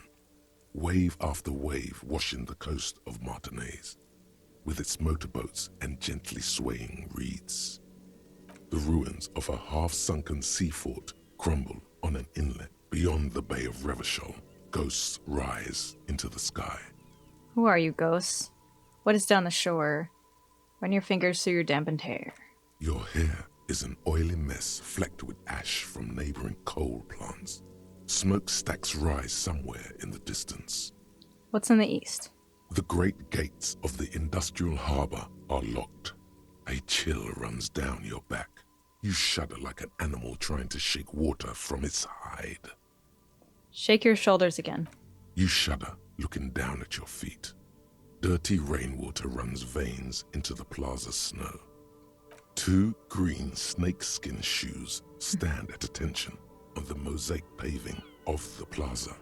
It's actually really cool seeing this zoomed out map. It's crazy. Okay, what's in the north? Capeside apartments. Tower blocks crowd one another. 4.46mm bullets still lodged in their war-torn stone walls. Hallways collapse from the mortar hits of a war that was lost long ago. Clotheslines go to waste in the rain. Radios play. The news at noon. And closer to here? A yard. Rain falls onto the roof of a woodshed. The lingering odor of decomposition mixes with that of damp soil. What's in the south? A traffic jam. Rain thrumming on the roofs of motor vehicles. Inside, drivers watch water streaming down their windshields. The statue of a king shudders. He too is cold. The canal bridge has been raised. What's on the other side? The road ascends. A raised motorway loops above the ghetto. Beneath its concrete columns, a sea of rooftops, woodwork, and tar stretches northward. 4-story buildings as far as the rain can fall. The snows melt in Jamrock. Where the hood at? Okay. Why am I not there? Shudder, look further. In the rain-swept distance, above the rooftops of Jamrock, a repurposed silk mill stands perched above the motorway exit. Precinct 41 hunches in the rain. Your vision blurs. You wipe your face with your hand. The rain stings your eyes, making you look up and blink. What's above? Coalition aerostatics hang like apparitions under the cloud cover. Way up there, where rain forms, rotors flutter silently. Your sight clears. What's below? Collapsed storm drains, old sewage systems flooded with rainwater. Hidden weapon caches from the Revolution, doors leading down to L'Royam, the catacombs to which, for 3 centuries, they delivered the blue-blooded dead. I wonder if there's a way down in the sewers. I just need to find it. Motherfucker. This rain will not let up anytime soon. At least we are dressed for it. Let's keep moving. Alright. Oh, jeez. Okay. Sorry for the distraction. Alright, hi Suna. Guess what I got? Yes, what is it? Found a radio transceiver. Ah, very good. Let's see what you have. I found this in an office by the harbor. It uses a perfectly adequate transceiver. They're rubbing it in, aren't they? Not the most advanced model, but at least everything appears to be in order. Yes, this should serve our purposes. She turns a few dials and then sets the transceiver aside. Listen, alright? I didn't want to spend any money. I don't have any money. No further comment necessary. I believe that means we're ready to get started. I should warn you, once we begin setting up this antenna, we'll need to see the whole process through. There won't be any second chances, any do-overs. You understand? Yep. So if there's anything you'd like to get in order before we depart, I suggest you do it now. Wait, didn't you say we need some kind of power supply? Ah, yes.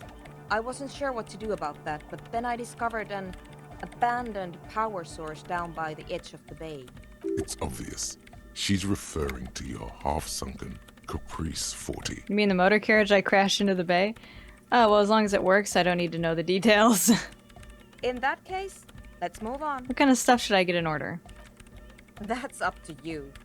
At a minimum, I would make sure you are physically and mentally prepared for an intense and difficult process. Once we begin, there can be no interruptions. Okay. At the very least, you should make sure you're wearing a good pair of gloves. Okay. Radio engineers typically carry overpriced solvent sprays to clean the antenna connections. But in a pinch, some common ammonia works just fine. Psst. It's the alcohol in the ammonia that's doing the real work. Kinda like with you. Finally, there's the question of stimulants. Some people prefer to keep legal amphetamines on hand to help with their work. I'm not one of them, but they do exist. I try to avoid drugs. Abusing stimulants is highly irresponsible. I don't take them because they make me nauseous.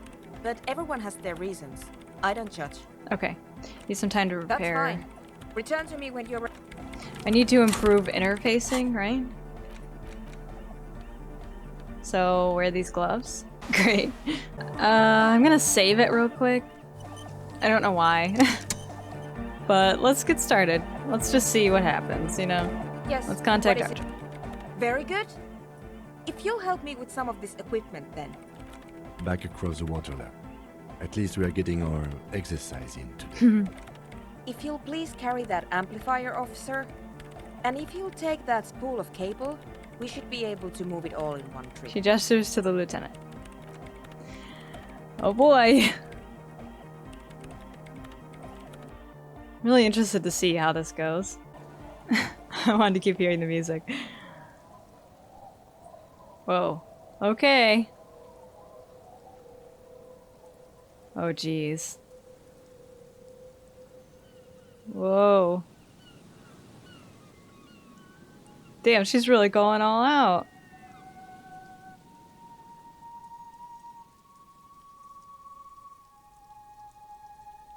Holy crap. I hope this works. I've been failing a lot of checks recently, man.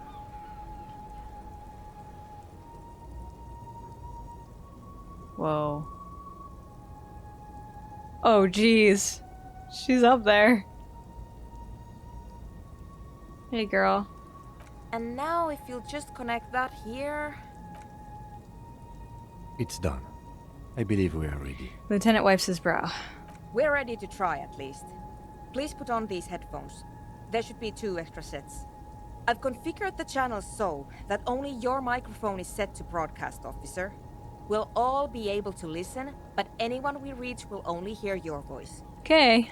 You will need to transmit your connection request while I attempt to locate the warship's public frequency. You will likely encounter some interference, but it's important to keep transmitting your request until you're acknowledged. Ready? Okay. Wait, what if they never acknowledge me? Then it will be exactly like every other moment of every other day. I ask again, are you ready? Yes. Good. Beginning transmission. Oh, look at Kim, he's so cute. With those little headphones. Aww. Okay. Go ahead, officer. What should I say? Coalition Warship Archer, this is RCM Officer Firewalker. Please acknowledge. It's RCM Tequila Sunset. Harry Dubois of RCM. Please acknowledge. You're all alone out there, wandering a blasted heath, calling out to the night. But there is no reply, except for the buzzing of invisible machines. The lieutenant looks up at you with a nervous glance. Nervous for who, though, you cannot say. Try again, officer. Coalition Warship Archer, this is Lieutenant Dubois. Please acknowledge. Perhaps you're simply imagining it, but it seems as though you're learning to pull apart the fibers of this auditory felt. You focus on one strand in particular, one that sounds very nearly human. Nein, Liebling, das lasse ich nicht zu. Wie kannst du unseren Jungen bloß auf einen dieser Dinger nach Bredefort schicken? I don't speak German. Hello, Archer, do you acknowledge? This is weird speaking because that's the name of my dog. Okay, do you acknowledge? Marianne, mir erzählt, dass Oscar nicht mehr seit auf einem Luftschiff aus Graz zurückgekommen ist. Halten ihn die Psychologen für vollkommen normal. Aber sie hat das Gefühl, seit seiner Rückkehr mit einem Fremden zusammenzuleben. You can't make out a word of this gibberish. What does this remind me of? I can't understand a word of this gibberish. What's going on? What does this remind me of? The rustling of dry autumn leaves, waves breaking at a distance, 1,000 wings beating at once. It's just like that woman in the electronic doorbell, the circuit ghost. It's strangely comforting to think of these voices traveling through the air until you capture them, firefly-like, with your little metal antenna. Can't understand a word of this. Liebling, bitte. Er ist unser einziges Kind. Er kann doch auch nächstes Jahr zur Akademie gehen. It isn't gibberish, it's Valder. Now please keep trying. Coalition Warship Archer, this is Lieutenant Dubois. If you're there, Archer, please acknowledge. Again? Coalition Warship Archer, this is Lieutenant Dubois. Do you acknowledge? It's cold now. Oh, jeez. Kim, don't clog my connection. It's really coming down now that you mention it. Mention what? It's cold, like you just said. Is that not him? I didn't say anything, Detective. Oh, that's fucking creepy. That is so creepy. Someone has been maintaining it. The wiring has been repaired. What is going on? An uncomfortable silence falls over the connection. It's been a long winter. Long and cold. Maybe it's your twin brother? Are you going to say that you didn't say that either? I promise you I didn't, even though it certainly sounds like me. The lieutenant seems to wince at the sound of his own voice. What is happening? I can't say with certainty, but it sounds very much like anthroponetic crosstalk. It happens sometimes when sending transmissions across long stretches of Pyle. Ah, yes, of course. That must be it. Outwardly, they both exude calm, but there's something disturbing about this thought to both of them. It's very strange. Pyle, Pyle, Pyle, Pyle seems to be missing from your records. Come on, encyclopedia. Natürlich Natürlich halten ihn die Psychologen für vollkommen normal. So what can we do about it? What else is there to do? Keep trying. Coalition warship Archer, do you acknowledge this is Lieutenant Dubois? But someone has been maintaining it. The wiring has been repaired. Dubois, please acknowledge. Archer, this is Lieutenant Dubois, can you hear me? Liebling, bitte. Ist unser einziges Kind. Warship Archer, please identify. The signals are getting increasingly mixed. Plucking Archer's signal from this will be like isolating a single strand from a tangle of hair. It's not working. The crosstalk is simply too strong. Shit. What can we do? I did not expect simply locating the signal to be so difficult. She appears to be concentrating very intently. We must consider several variables. Local entroponetic conditions, the sophistication of our transceiver, the quality of our connections, and the physics of our antenna itself. Is my... Did I get the wrong transceiver? Our transceiver is perfectly capable, okay. so there is no problem there. Thank you for answering that. And we're also unlikely to change our local entroponetic conditions. How am I... So, the next step is to thoroughly inspect our connections. How am I supposed to inspect the connections? You need to climb up there and look at them for yourself. She stares at you as though it were obvious. Her hands gesture to the colorful cables dangling up from the horse's forehooves. But you don't have the technical expertise. Someone has been maintaining it. Come on, son. This isn't anything but a common high bar. Just get a solid overhand grip and hoist yourself up. Images of your body smashed against the pavement flood your mind. This oh God. is dangerous. But I don't know what I'm doing. What if I slip and fall? Then you might break your neck. She replies matter-of-factly, but I don't know what I'm doing. That's true, but I can't leave my station, so it will have to be you. Oh no. Okay, let's do this.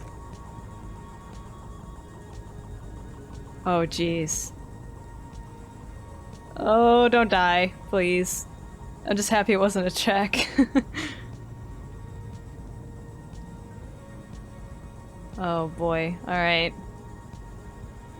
I think I saw this in a trailer, actually, now that I think about it.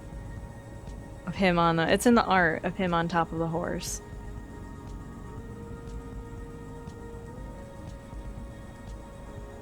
Oh boy. Your gloves give you a solid grip on the metal bar. This feels pleasingly familiar. Keep it together, champ. You've got this. And before you know it, you're safely perched atop the monument. Woo! Oh, this is so cool.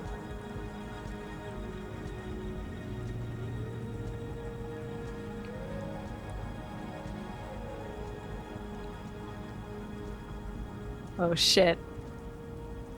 It's making me sweat a little on my hands. Did you see that bar work? Yes, you are a natural gymnast, detective.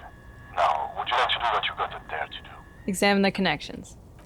The connection itself is nothing more than a little braid of exposed wire wrapped about the hoof of the horse. A copper fetter, it cannot slip. The whole monument is covered in a thin but durable layer of oil and grime. It's obvious no one has cleaned it in years. The programmer mentioned ammonia, but anything alcoholic should dissolve the oils, creating a cleaner and clearer connection. I'll try it. Pour some alcohol over the connections. It takes a few moments, but the alcohol gradually begins to break down the oils surrounding the copper wiring. This is stressful. Is this really the time, detective? Come on. It's all right, Lieutenant. He's simply cleaning the connection. Yes. Once the oils have been dissolved, you wipe off the connections with your sleeve and reattach the cable. Did that help? It seems to have made some difference, but unfortunately not enough to alter the overall situation. Unser einziges Kind. Kann auch nächstes Jahr zur Akademie gehen. Short of changing the shape of the antenna, I'm not sure what else we can do from here. And the lorries are all jammed together, so that's unlikely to happen. How do we change the shape of the antenna? What do you mean? You adjust the antenna manually, with your hands. What would changing the shape of the antenna do?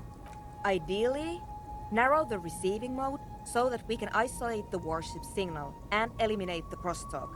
But if you don't know what you're doing, of course you could just make it worse. Oh god. I'm afraid we're out of alternatives. You're just going to have to go for it. She's right. The responsibility is yours, and yours alone. There's no turning back now. Shit. Look at Philippe the Third. You are face to face with Philip III. The Bronze King looks toward the west. Something about his features seems bizarrely distorted. Look at the horse. This faithful steed is in nearly as poor a condition as its rider. Look up. The sky is grey and overcast. Somehow, the raindrops seem to fall more slowly from this angle. Through the scrim, you can just make out the shadow of Coalition warship Archer a few kilometers to the east. I'm gonna fail it, but it's nice knowing you guys. Damn. That kinda sucks. I feel like I did this for nothing.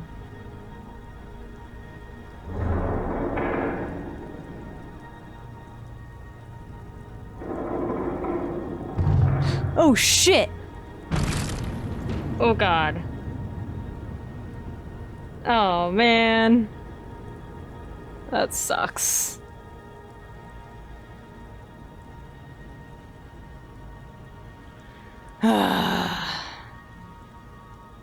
You allow the broken hunk of metal to clatter to the ground.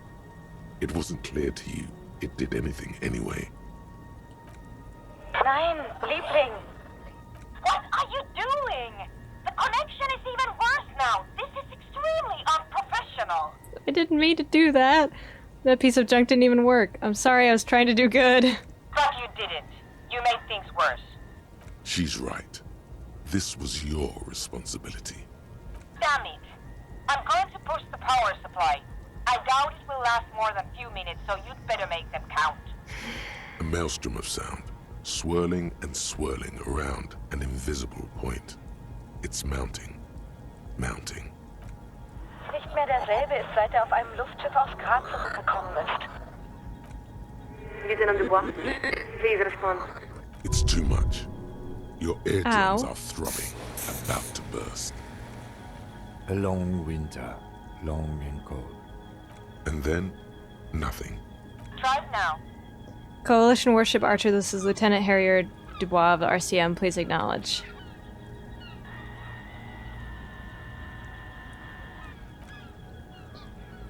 This is Warship Archer. We are Uh, acknowledging and accepting you. Though we're still getting quite a bit of interference. yeah, because I knocked the antenna off. Sorry. This is the best we can do. I suggest you get to your business quickly. I doubt I'll be able to maintain even this connection very long. Alright. This is it. You're finally getting to speak with those who hold real power. And by that they mean the ones with the guns and the warships. There is so much you wish you could ask, but you probably only have time for 1 or 2 questions before the signal is lost. Please be advised that you're speaking on a public frequency. What is your request? Who am I speaking with? What does Revachol look like from up there? What does the Moral Lantern really want? When is real democracy coming to Revachol? What does Moral Lantern really want? A very important question with a very simple answer. We want humanity to endure. Seems like a evasive answer. Beyond that, it may be said that we are the inheritors and stewards of Dolores Day's legacy. Dolores Day. So beautiful. Right, and that legacy is? Immeasurable. It includes interstellar travel, 3 scientific revolutions, humanism, internationalism, the welfare state, and balance of terror theory. Nothing less than the intellectual foundation of our modern force. The role of the Moralist International is twofold: to buy humanity sufficient time to perfect itself, and to patiently guide it along the road while protecting it from ideological highwaymen and eschatologians. Where does the RCM fit into all of this? The RCM exists under the umbrella of the Coalition, just as the Coalition exists under the umbrella of the Morally Internal. At the same time, the RCM is not exactly of the Coalition. What do you mean it's not of the Coalition? It's our understanding that the RCM's organizational structure predates the Coalition. We believe it may even be modeled after the communal brigades themselves. There is some truth to that. The lieutenant whispers into his headset. But in a practical sense, it's the responsibility of the ethics divisions to ensure that both organizations are working towards the same end. Why bother with the RCM at all? Can't the Coalition just run everything itself? Because the Coalition has no interest in running Revachol. We'll succeed in our own mission the moment Revachol rejoins the international community as a sovereign democracy. The RCM is an integral piece of that project. In what sense is the Moral Lantern steward of Dolores Day's legacy? It was established by many of the same founding party members who elected Dolores Day, and who, after her assassination, dedicated their lives to the continuation of her political and intellectual project. After her assassination? What is this balance of terror theory? It's an elegant idea, one of the cornerstones of the modern era. In short, it holds that durable, lasting peace is possible when the major powers are capable of inflicting unacceptable and irreversible destruction upon one another. Because no rational state is willing to accept the risk of such a calamity befalling its own people. All powers are incentivized to de-escalate conflicts before they reach the point of no return. And has it worked? For the most part, it has. The world is certainly not free of violent conflict, but in the modern era, we have made great strides to reduce its frequency, duration, and severity. Who are the highwaymen and... I don't know how to pronounce that, you mentioned? There are many. The communists say they are the next dialectical step in an inexorable spiral of progress. They claim to have resolved the inherent contradictions of moralism, and believe they're just one revolution away from establishing a humanist paradigm. The fascists say they are both the ancestors of and the successors to Deloreanism. In other words, they believe that Dolores Day's reign simply represents a glorious phase of expansion within a greater Franco-Nigerian heritage. They criticize the DeLorean project for accepting and integrating new peoples rather than forcefully subjugating them. And then, there are our prodigal cousins, the Vazan Social Democrats, who hold our same values and have even adopted many of our same rights and iconography, though they persist in rejecting the umbrella of moralism. For some reason, it's the Social Democrats she sounds most exasperated with. Why do you resent Social Democrats more than communists and fascists? Are there non-ideological threats to humanity's future? Yes. Atomic war, environmental degradation, resource exhaustion, viral pandemic, supervolcanism, runaway anthropogenetic collapse. Ah, a pandemic. Never heard of that. This is why it is critical for the international community to work toward peace and cooperation between nations. There's simply too much at stake. What awaits us at the end of the road? Let us answer your question with a question. Have you ever seen evening fall over the old town of Etbesterashi? Maybe. I've been forgetting things lately. If you had, then you would remember. It is one of the great wonders of the world, impossible to mistake or forget. The heart of the city, the old town, is a district composed of weathered marble, comprising thousands of columns and arcades arranged around a series of grand plazas. During the day, it's a beautiful sight, equal to any of the great cities of Pericarnassus. But as the sun sets, the shadows cast by those columns and arcades weave together to form an intricate ombre lattice. When you see it, you suddenly understand. It was all built for you, for this very moment. The name Advesperaskit means evening comes. Built for me? For you, for all of humanity. Not only that, but you are also part of that centuries-long plan. When you cross one of the open plazas, your own shadows is effortlessly woven into the great latticework, a deliberate synthesis of humanity, art, and the natural world. Impossible. It is possible. We grew up there. We have seen the lattice with our own eyes. Where is Vesperat? I can't pronounce any of these exactly. In Messina, of course. Not only was it the site of Dolores Day's crowning, it was also one of the great cities of the Dolorian era, a glorious expression of humanity's highest potential. Of course, such a city does not spring from nowhere, nor does it endure without effort. Its construction was the work of many generations, and its preservation is an equally monumental responsibility. How much time does humanity need to achieve its potential? About 3,000 years. But how do they know all this for sure, you know? It's kind of just all estimates at this point. That sounds like a very long time. It sounds like an impossibly long time. 3,000 years is just a blink of an eye. We need much more than that. Sounds about right, actually. Sounds about right. It is, in all senses, the most moderate and reasonable projection possible based on current science. Sure. I'm not joking, officer.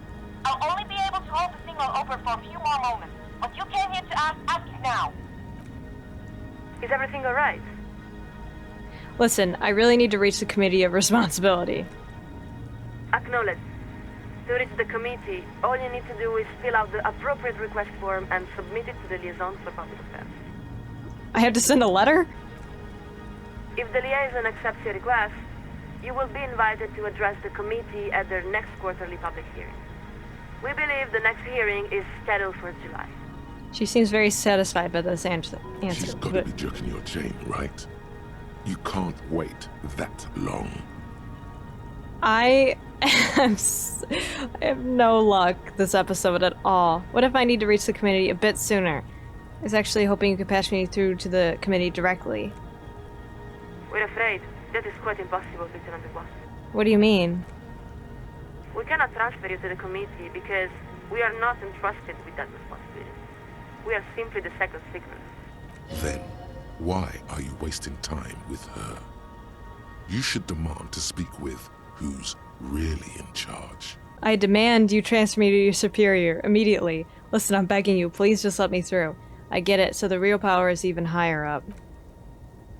That is the nature of the command pyramid, yes. Most modern organizations work in a similar way, even the FCM. This line of argument is quite pointless. You should abandon it. What if I need to reach the committee a bit sooner? Not a problem. If this is a time-sensitive matter, you may file an emergency address request with the liaison for public affairs. They typically respond within a few weeks. Convince her you need to address the committee. What part of need to reach the committee doesn't she understand? Time to lay it all out. You aren't listening. I've got an urgent personal matter to discuss with the committee.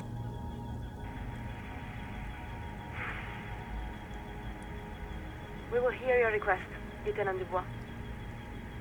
Although we must inform you that the committee does not typically intervene in personal matters. That's only because they haven't heard about your problems yet. It's this partner of mine. He's really been riding my ass. Oh my god, no. I love Kim. The thing is, I can't remember anything. So, you're experiencing acute memory loss. We don't see how this is the committee's business. Good God, here we go. Shut up. I'm pretty sure it has to do with the prodigious quantities of drugs and alcohol I've assumed. Is that how you say that word? Prodigious? I don't know. I'm pretty sure it has to do with something I lost. We're afraid we don't understand at all. What does this something have to do with your lost memory? I had it, but now I don't, and I don't know what to do about it. I'd really prefer to speak with the committee directly. I had it, but now I don't? We are sorry to hear of your loss, but personal tragedy is quite beyond the purview of the committee's responsibility. Now, please excuse us while we update the receiving frequency. This connection will be cleared in 4, 3... No, please don't go. 2, One. Après le monde, le gris. And the line goes quiet. The lieutenant gives a long sigh as he removes his headphones. He looks up at you. I think it's best for you to climb off the statue now, Detective. Your real work is done here. Just give me a minute. The sun-warmed bronze tingles beneath your fingertips and between your thighs. Your legs have grown stiff. You've been up here quite a while. You look around. The strikebreakers are still shouting their slogans and waving their hand-painted signs. Beneath you, the lieutenant and the programmer have begun disconnecting a few cables. You could stay a while longer if you wanted. Wait a little longer. Out on the bay, a pair of dinghies bob and roll in the waves. The breeze drags the voices of the fishermen toward the plaza, faint and indecipherable. Further out, a few dirty icebergs drift to and fro. Further still, at the outer edge of your recognizance, the ancient ruins of the sea fort lay piled on the horizon. Everything all right, Detective? I'm fine. I don't know, maybe. Listen, I understand that you're disappointed that things did not turn out how you might have hoped. But you did accomplish your task. You reached the coalition. I must admit I didn't seriously think you could do it, but you've proved me wrong. Now come on. We still have a long day ahead of us. Climb down. Good. Now give me a hand with these amplifiers. Leave the cables.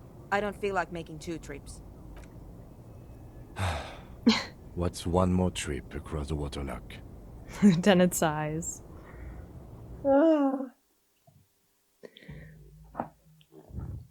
I've pretty much succeeded in failing every single check in this episode. Oh my god. That didn't really go anywhere, did it? It was a cool scene, though. I need to rewatch it and actually figure out what she was talking about. Because I feel like I didn't pick up on everything perfectly well. Okay. Well, this was an interesting collaboration. We make a pretty good team, Suna. What do you think? Could I make it as a radio engineer after knocking off the head of that horse? We make a pretty good team, Suna. Really? I do not think we were all that successful. But maybe the RCM has a different definition of success. In any event, just leave that equipment here. I'll put it away later. If you'd like, you can take one of the extra headsets. I don't need so many spares. Now, you'll excuse me. I have to get back to my homework. Okay. Y'all already know how it be. Wasted another skill point on composure just to try dancing with Andre. God, I swear to God, please. Oh, hey, man. You close your eyes to the skull, leaving your brain to wonder, where did that little fluttering light go? Finally, thank God. I needed a win this episode, okay? I needed a win. I needed something to happen. Alright. Total darkness. Holy shit. You sink down the darkest fathoms of your own personal deep. Vertebrate by vertebrate. Through the unformed skulls of your mind. I hope it's the lamest dance ever. Here it will begin. Where did the church go? Where did the music go? What was that about unformed skulls? Where did the church go? Who fucking cares? Good. I'm scared.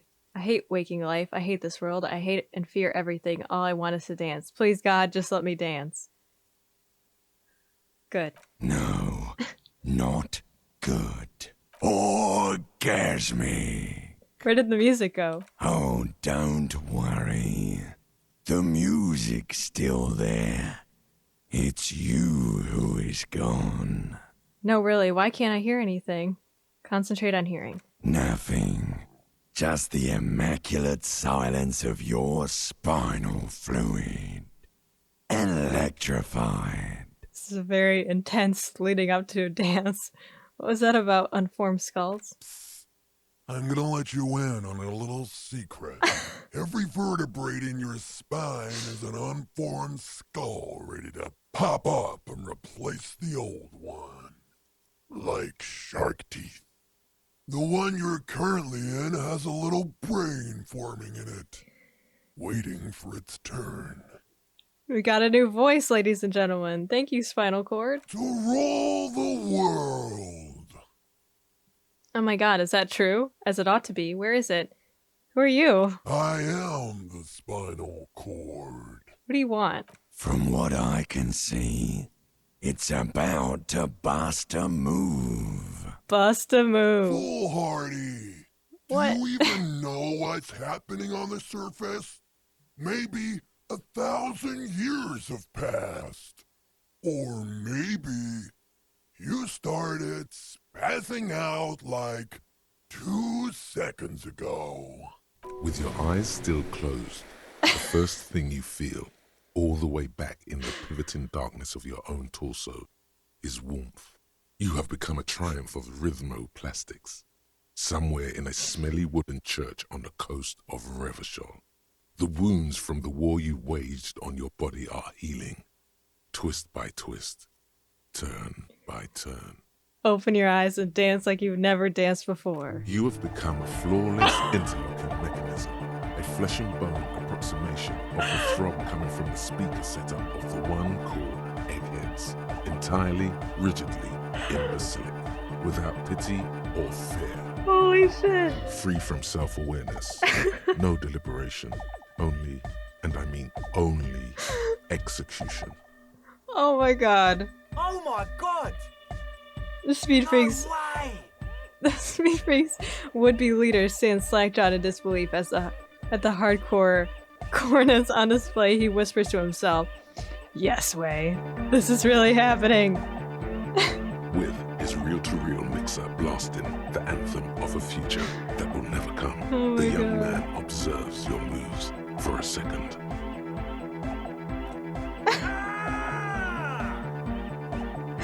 Then blasts the same hideous pattern, yelling. He throws a screwdriver and a bunch of drill chucks into the corner Oh and my explodes god. into dance. What he lacks in sharpness, he more than makes up for in violent enthusiasm. Kim, get in here. Oh my god, turn to a cell. What are you doing? The young woman lifts her headphones up slightly and raises her chin, looking at you expectantly. Oh my god. Asil, are you going to dance? Suna, you need to dance too. No, recording. She turns back to Suna, then back at you. She briskly shakes her head and puts her headphones back on. The lead programmer throws the other young woman a knowing glance before turning her attention back to her own work. She's still at her mainframe, pressing buttons, reading printouts, but she started nodding her head along to Oh yeah. Dance, point to Andre, it's the law. The young man immediately bounces up and down, then assumes the Oh my same God. dance pattern, embellishing it with some sort of waving motion. The authority of the law is clearly unquestioned. Oh my god. Kim, get in here. Call for the lieutenant to join you. What's going on here? Delinquents. Lieutenant looks to you and the Speed Freaks grinding around the church, a group of unhinged lunatics. This is clearly a Code 31 emergency. Oh my god. Code 31, Code 31. The lieutenant squeezes the bridge of his nose. The lights reflect off his glasses. Oh my He's god. obviously having trouble adjusting to this new reality. The Code 31 emergency? Really? Oh my god.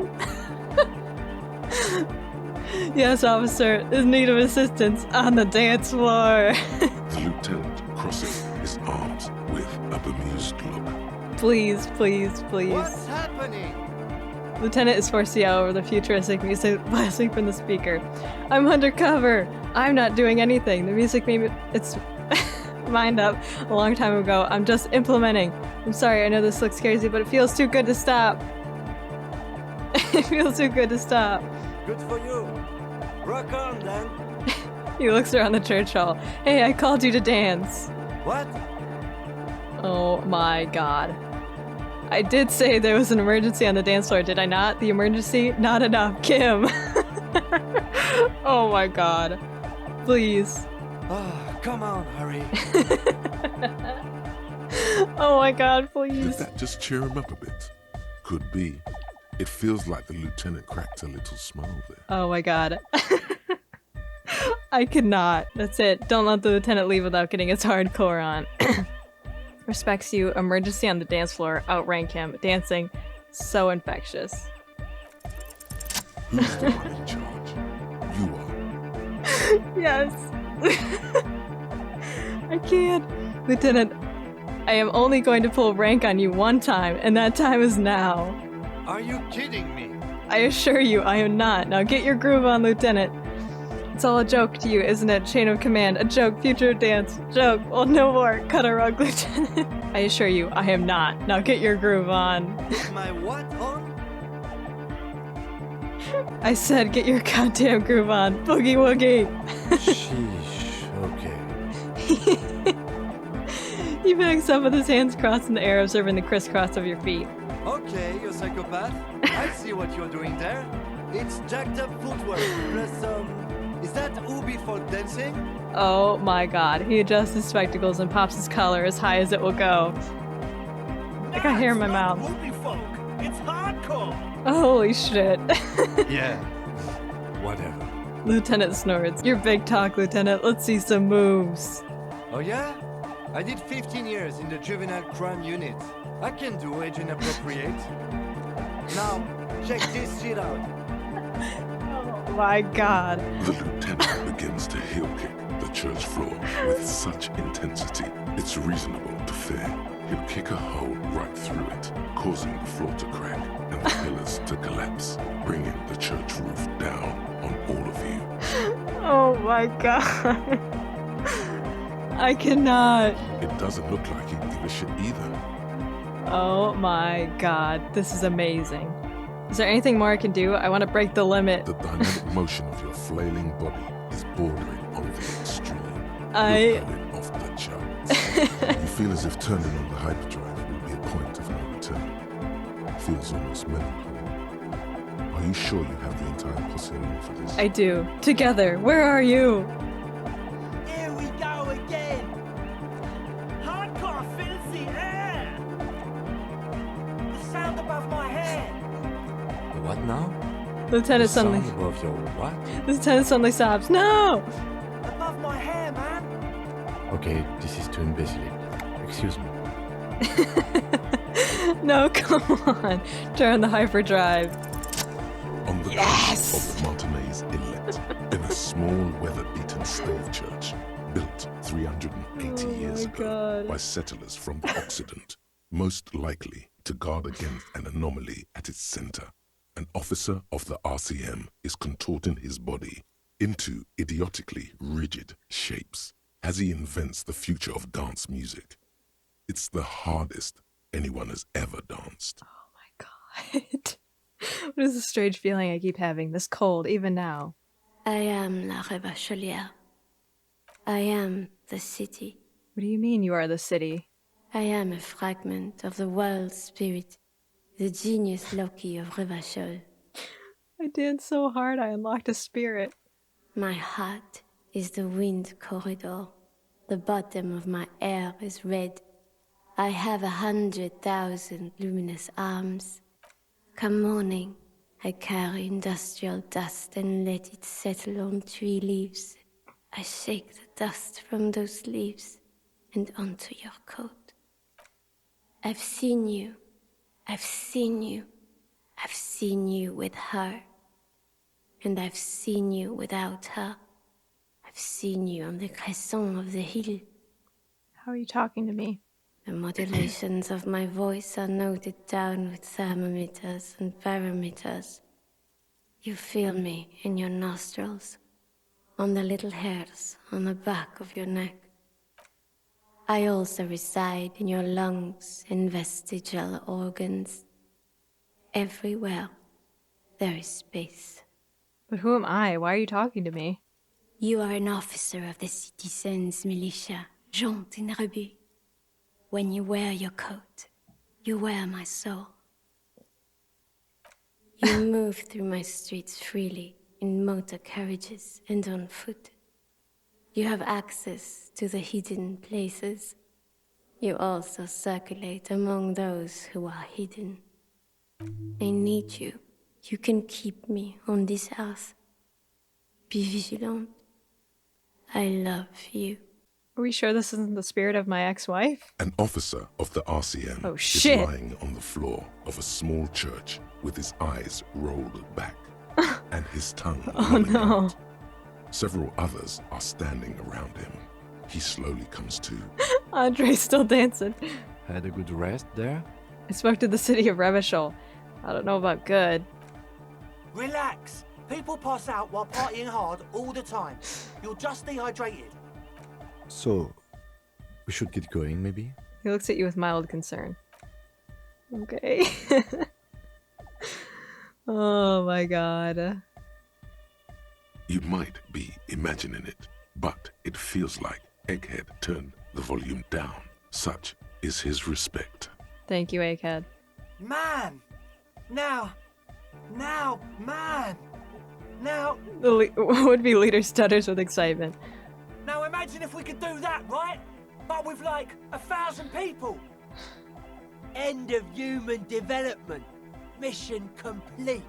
Right, aesthetic. All right. You're absolutely beat. Muscles relaxed and feet like noodles underneath. That's all for now. Goodbye, officer. Oh my god. That was so worth it. That was so worth it. Oh my god. Oh my god. Okay, I'm gonna leave this episode up here.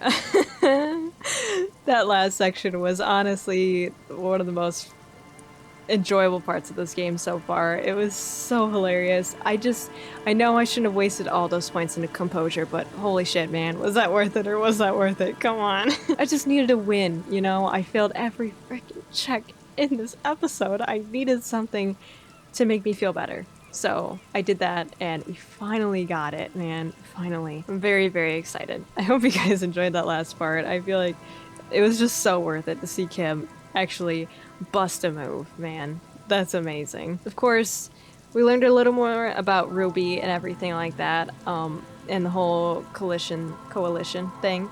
We talked to them, and I broke the statue, so that's epic. I just felt so bad through that whole section. I was like, I'm screwing everything up, and I don't know. I know my commentary is very dry this episode, so I am sorry. I need to stop doing days where I record twice in a row, but with this game, it's just so hard. It's so hard not to do that. Either way, in the next episode, I'm sure we'll have another chance to retry that one by the Tricentennial Electric thingy and figure out where Ruby's hiding, because I'm pretty positive she's there. I just need to try it again if I can. Anyways, guys, hope you enjoyed this episode. I definitely did. Leave a like if you did, or subscribe if you're new, because I'd love to have you stick around and watch me play some video games. I will see you all in the next episode. Goodbye.